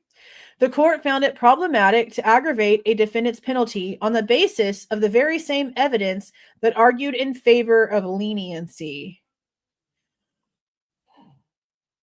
Okay, but see, in that situation, all I'm hearing is this guy R-worded a woman while fantasizing about his mother. And how in the world that would then equate to less punishment. I'm a little confused. A little confused on that one. I'm just saying. Consequently, that the Supreme Court in Stevens relied on Miller provides further indication that it is impermissible to treat factors casually related to mental illness as aggravating circumstances in capital punishment cases. Allowing the state to argue that Mr. Kohberger's mental health and development disabilities are aggravators violates the 8th and 14th Amendments by criminalizing his status as a disabled person. Criminalization of a person's mere status violates the 8th Amendment as applied to the states through the 14th Amendment. In Robinson versus California from 1962, the U.S. Supreme Court struck down a California statute that criminalized narcotics addiction as violating the 8th Amendment's cruel and unusual punishment clause. The court reasoned, it is unlikely that any state at this moment in history will attempt to make a criminal offense for a person to be mentally ill or a leper or to be afflicted with a venereal disease. In the light of contemporary human knowledge, a law which made a criminal offense of such a disease would doubtless be universally thought to. I feel like I am not reading this correctly. In the light of contemporary human knowledge, a law which made a criminal offense of such a disease would doubtlessly be universally thought. That's why there's letters missing. Okay. Doubtlessly be universally thought to be an affliction of cruel and unusual punishment in violation of the 8th and 14th Amendments. Justice Douglas wrote in his concurrence in Robinson, we would forget the teachings of the 8th Amendment if we allowed sickness to be made a crime and permitted sick people to be punished for being sick. This age... I need to turn off my 10:30 alarm for when we go live, because that thing always goes off and then it like scares me, and I know that it's probably loud in this microphone. But then again, I don't know. Sometimes I feel like things are loud in this microphone and y'all are like, I don't hear nothing. So maybe not. Okay. Okay. This age of enlightenment cannot tolerate such barbarous action. The same reasoning applies here. Mr. Kohberger cannot be sentenced to death due to his mere status as a person with ASD, a disability which in fact renders him less culpable and which should be considered by the jury only as mitigation. Mr. Kohberger respectfully requests the court prevent the state from using his diagnosis of autism or any characteristic thereof as an aggravator if a sentencing proceeding is held. And again, this is what screws everything up. Y'all can hear it. Because it's the one I always heard my whole life. My dad had that weird little radio clock that's like brown and thin, and you see it like all the time in old movies. Like you just know it has like wood grain on it, and the red the red LED or whatever, and it was that sound. It was that old ass alarm sound. You know, I still slept in 25 minutes the other day. Shh, don't tell nobody. I literally clocked in 25 minutes late to work. I was like, could have sworn I pressed snooze, but I guess I just didn't hear it. So I think maybe I need to change it. Like maybe my brain's getting used to it. I might need to change it. Okay. So this whole sentence right here is why this whole thing bothers the shit out of me, because none of this matters if he is not convicted. If he is not convicted, then him having autism doesn't have anything to do with anything whatsoever. But then again, if he is convicted, if they somehow can prove that Bryan Kohberger is the guy, I'm sorry, but I don't really give a crap about your autism. If you were able to do all these amazing things and get clean and lose a bunch of weight and stay focused and do what you're doing and be recommended by all these people, and you're going to get your PhD and you're found guilty, then your autism doesn't mean nothing to me, because it didn't affect you at all in your daily life when it came to your quality. Like it might have affected your friendships, but you were smart. You went to school. You did your thing. You lived on your own. No, I agree that it should not be used as evidence against him. The evidence is the only thing that should matter. But if the evidence proves that he was not in that house and he did not do any of these things, then none of this matters regardless. And if he somehow is the dude, which I freaking doubt, then I don't care neither way. That's just how it is. I can go both ways with this. But I know what they're talking about, because the state will probably try to be shady and rude and try to use social cue issues or whatever else against him, whenever that has nothing to freaking do with that night. Nothing to freaking do with that night whatsoever. Okay. Now we have the motion in limine regarding the statistical analysis. Let me actually show you guys this other one real quick because I'm a little confused. Okay, I'm a little confused. So the other day when we went through the documents, I showed you guys something that sort of looked like this. And I say sort of looked like this because this is the one that had the handwriting about the grand jury stuff at the bottom from Judge Hippler, I believe. And then it said like unredacted up here. Well, I thought the way that one was written, let me see if they have it on here again. Like I think they replaced it. Okay, this is the one I showed y'all. Remember this one with the writing and stuff on it? Order sealing defendant's motion in limine number 5 and number 14, the whole thing under seal. Okay, this said for the defendant's motions in limine completely, like the actual motion. And I thought that maybe that was just the like unredacted versions only, but I'm honestly a little bit confused because we have this one that's pretty much the exact same thing, and it's saying that they want to keep this stuff under seal. And you see how it says motion in limine number 14, statistical analysis. Well, that's what this one is. So all they did was do the same thing they did in the other one where we found out about the 3 DNA under the fingernails. I don't know why they did it that way. But then again, yeah. Okay, so I guess that makes sense because this is the number 5 one and it has the same redactions. Okay. It just made it seem as if they were going to like get rid of the whole thing. And I'm like, that's the opposite of what they said they were going to do. But then, okay, it makes sense now. Okay. So this is number 14. Is this the last one of these? This is the last one of the defense's motions. But just like it was mentioned in the chat, they've asked for a motion of leave for more time because they plan on filing 2 more when it comes to DP motions. So those should be coming soon, I guess. Okay.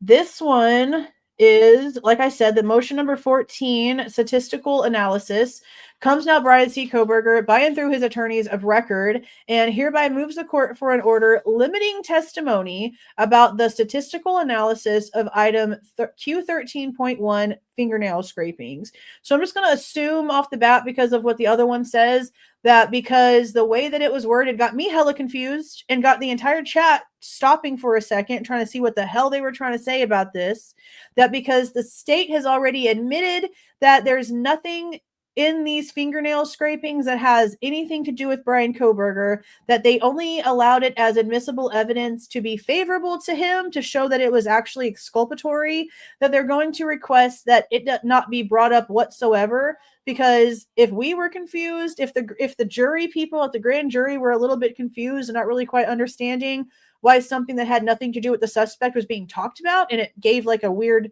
an off vibe of the information not being accurately pointed, then it makes sense they don't want it mentioned at trial either. I mean, it shouldn't be allowed at trial if it has literally nothing to do with Bryan.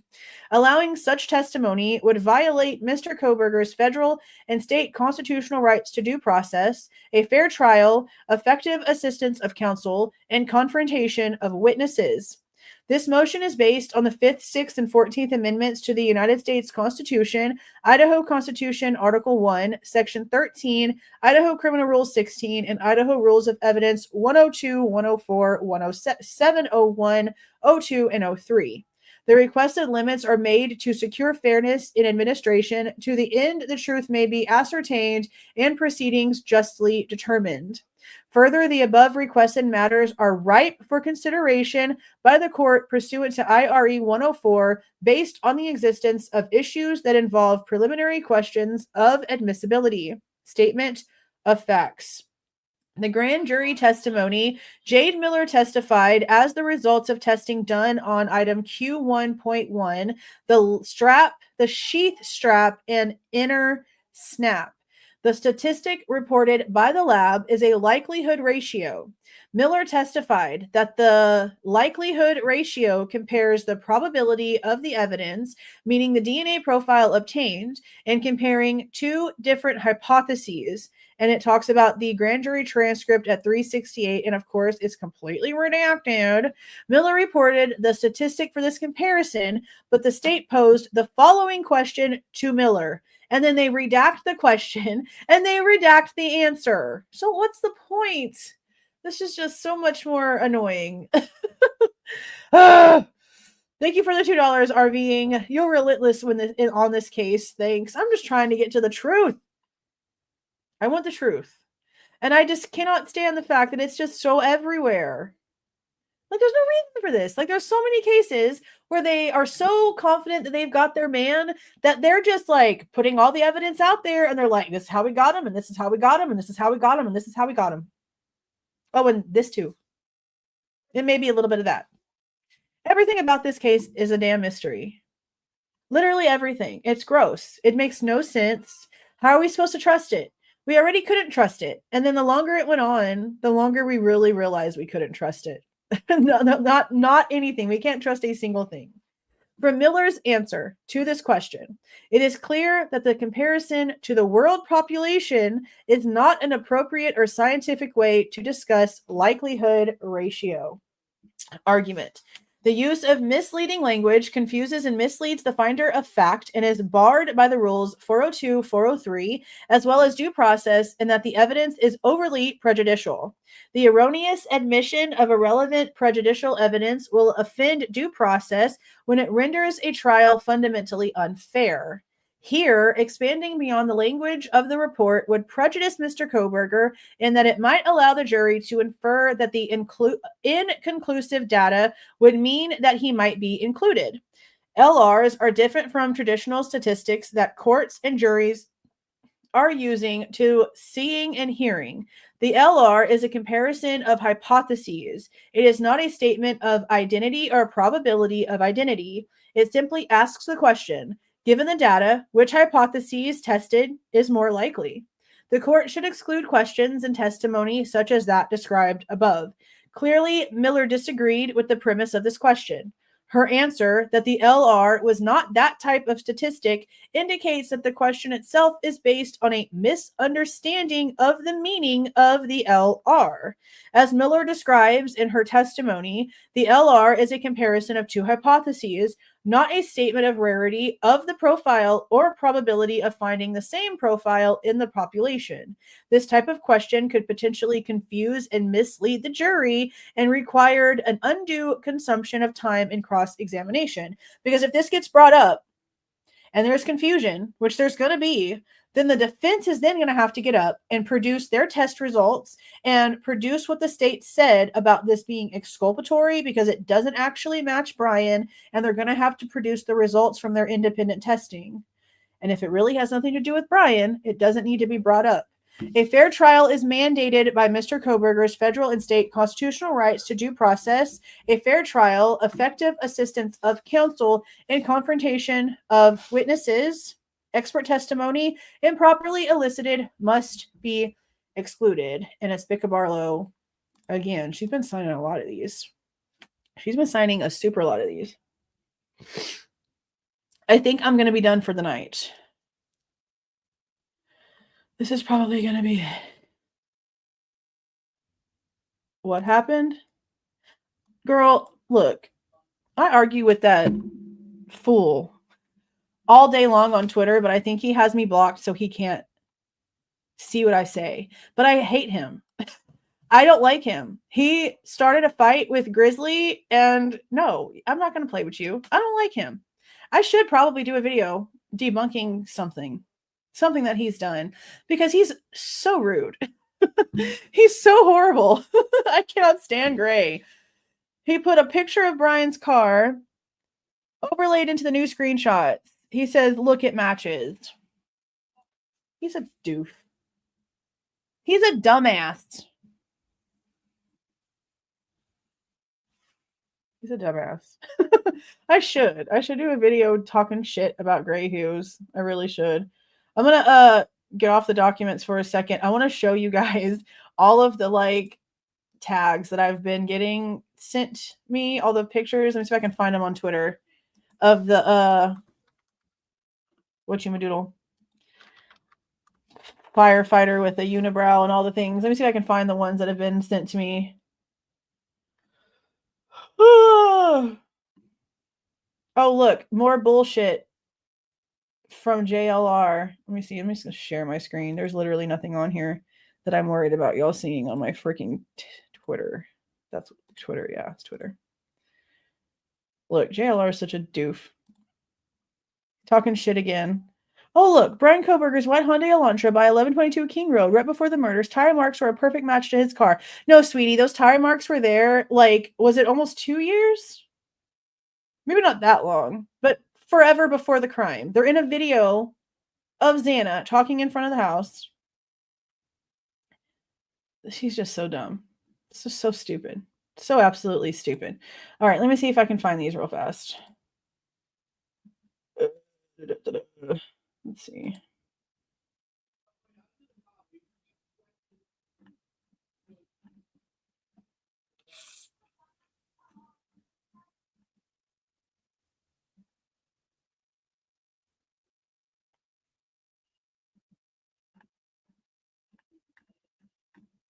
Wow, they're buried pretty deep. I might have to search the bar. Wow. Yeah, they're buried like hella deep. Let's see. Bryan.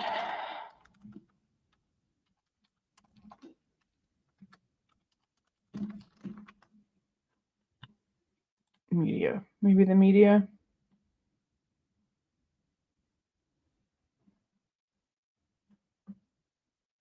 What is going on?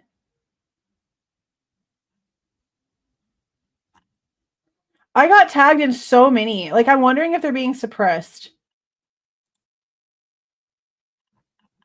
Like, I even had people like texting me some. And they were wild. Like, it was firemen people with like black fireman outfits on, holding vacuums. Like, it was honestly like wild. Coffin Daffer went on Intoxicated Turkey. They're a perfect stupid match for each other. That's for shiz. Oh my gosh, where are they? Oh my gosh, this is wild. I've been seeing this shit all day. I'm telling you. Somebody suppress this stuff.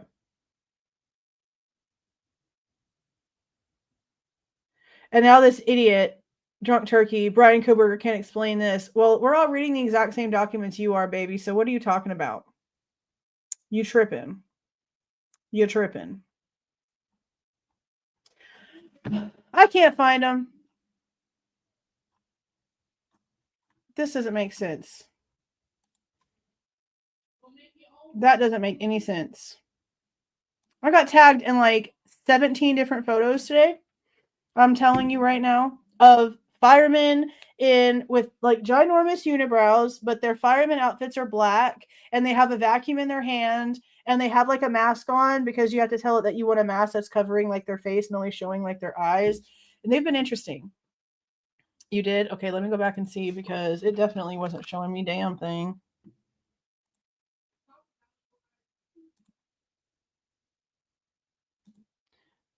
Okay, yeah. Okay, yeah. Okay, hold on. I gotta separate this tab. Oh, hold on. Let me go back this way. These are probably the funniest ones because these eyebrows are so freaking ginormous. Okay, where'd it go? Right there. Okay.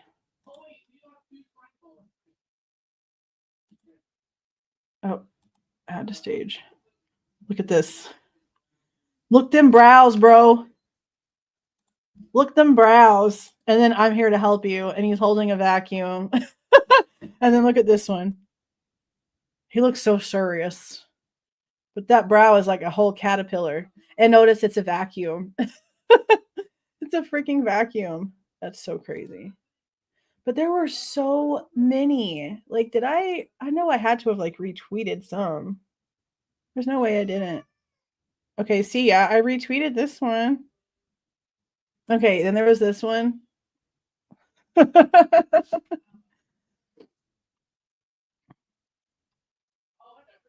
y'all not see that? It's showing me on the screen. Y'all can't see it? Guys, it's telling me that it's showing you. What? It's literally showing it to me.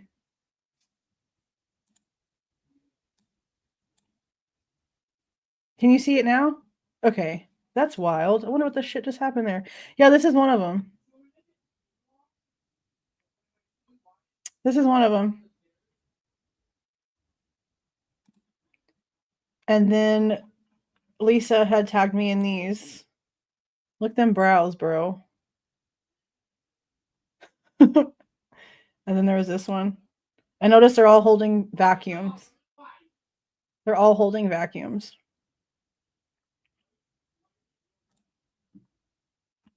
Let's see if there's a few more. Yeah, made it up. JLR makes up. Yeah, this is one that Tara posted of the eyes, like just, you know, what it could look like of eyes in a bedroom.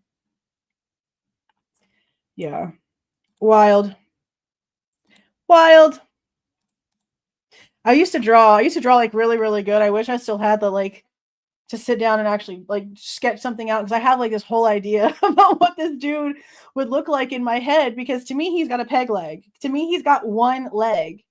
Because to go with their narrative of the latent shoe print, it has to be this person has to have like one leg and has to be just like hippie hopping around the house, vacuuming with one hand while trying to balance on one leg, while also wearing a mask and whatever the frick else was happening. I don't know. I just find it ridiculous that she didn't describe a firefighter until weeks later.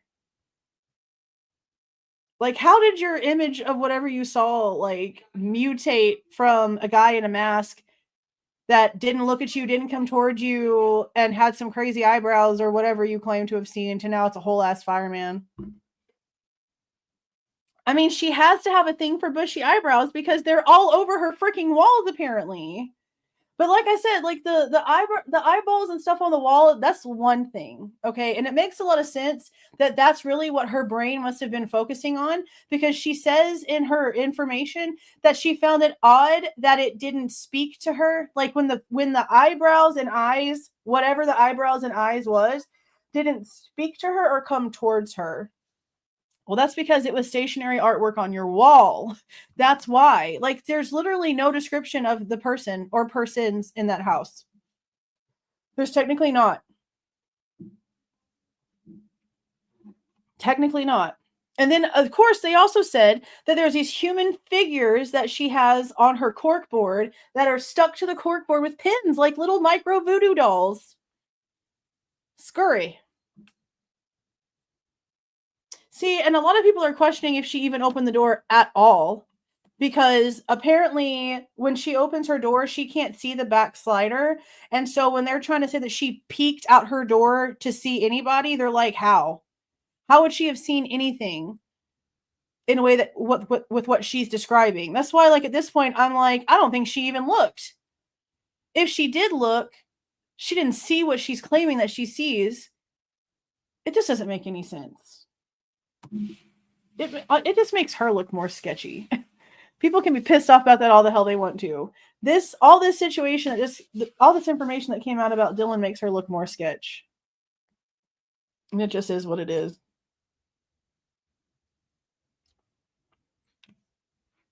The vacuum cleaner was under one of the eyebrow photos in her room. Like she maybe had her own vacuum. And it was in her room up against one of them. Maybe. Yeah, and the whole like white thing. Like her walls being white and her being like, he was white. I don't know how he was white, but he was white. Tells me that that's most likely the case. That whatever she saw was in a dark room, hence the dark clothes, and the whiteness was the wall of her room, and the eyes and the eyebrows were her wall art. Yeah, because you know they'd be having those spare canisters, bro. You know them spare canisters. Whew, that was loud. Yeah, it's just insane. Just wild. Yes, the whole intruder sighting is starting to sound made up as shit, especially since what? They don't have nothing on camera. So you're sitting there trying to tell me that you've got that camera on 1112 on the back end that's 50 feet away from Xana's room that picked up all this commotion, but in none of the camera footage on the whole area did you see a person leaving that house? Come on now. How do we know that Dylan wasn't in the middle of some shit and Bethany's the one that really doesn't know what's going on? And Bethany is like being used as like an innocent bystander alibi. And maybe she figured it out after the fact, and that's why she's like, I'm not freaking coming back. You can kiss my ass. Y'all got me involved in all this crazy shit, and I'm not coming back. Because there's a big possibility. Like, I don't give a shit. I'll talk shit. I don't give a damn. I'm tired of like walking on eggshells because nobody wants to talk about the things that are like actually right there. People want to talk about stuff that doesn't have any stance and that goes insane for no freaking reason. Let's talk about the reality. This chick's off her rocker.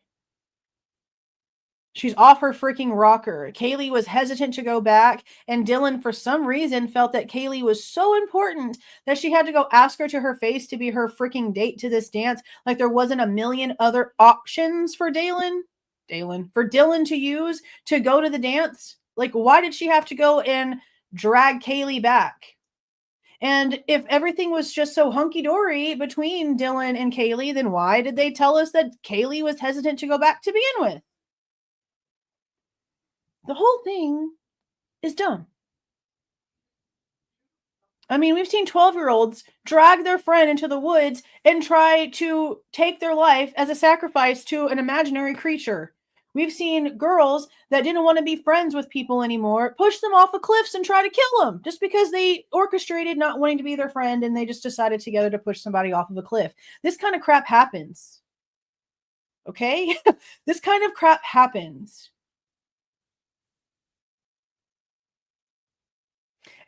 Yeah, Dylan had 3 other rooms to go to if she was scared, but she chooses the person that wasn't actually taken. Yeah, what are the odds of that? I mean, maybe just besides maybe the only reason could be the most innocent answer. Okay. The most innocent answer is that Bethany's the only one that answered the phone.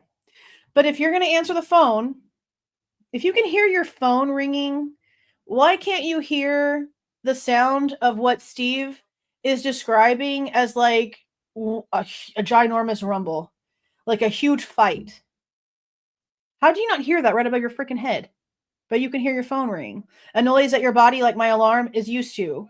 That doesn't instantly wake you up. But hearing a huge commotion above your head, that's not something that you hear every day. It would be more alarming, in my opinion, to hear all that stuff.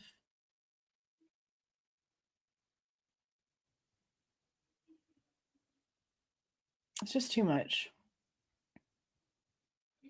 It's just too much. I want to know if she called anybody outside of the house. Like, we know, apparently she called Kaylee's phone. She called a bunch of other people's phones.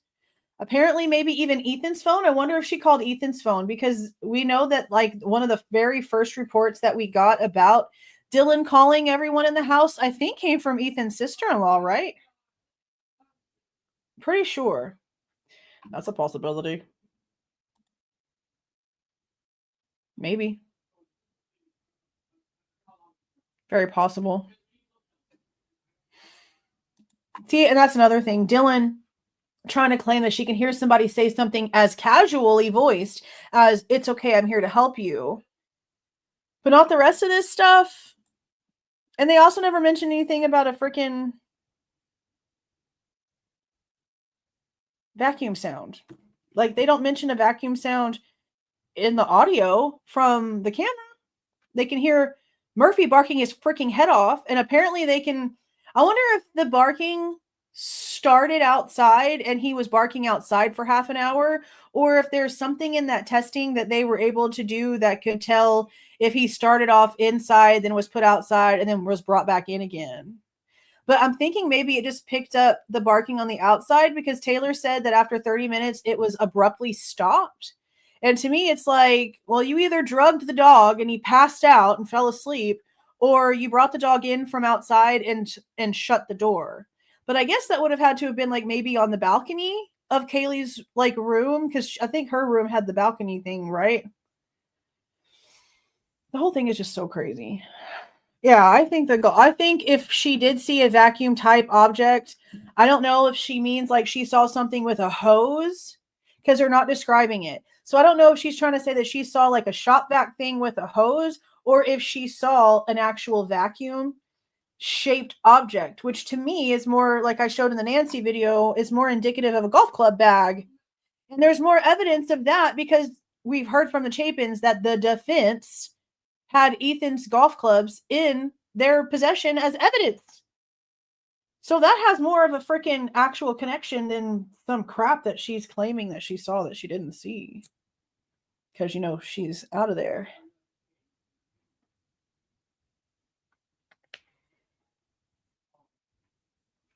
Just wild. Just wild.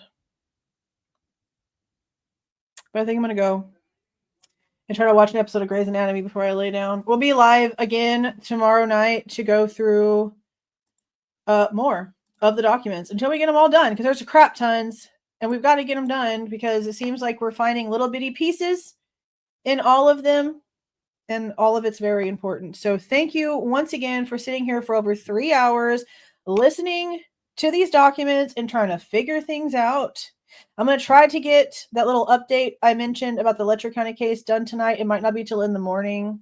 We shall see. But I'm trying to cover more than just Idaho. It's hard because like not a lot of people care about other cases, but I'm still trying my best to get stuff out there. There's even an update in the Caleb Harris case, like not anything noteworthy, because there's no freaking nothing else in the case of Caleb Harris, but it's been a year and it's like at the memorial time and his parents did like a little interview. And so we're going to talk about that. And I still want to talk about all the latest stuff happening in the Sebastian Rogers case, but there's like a lot.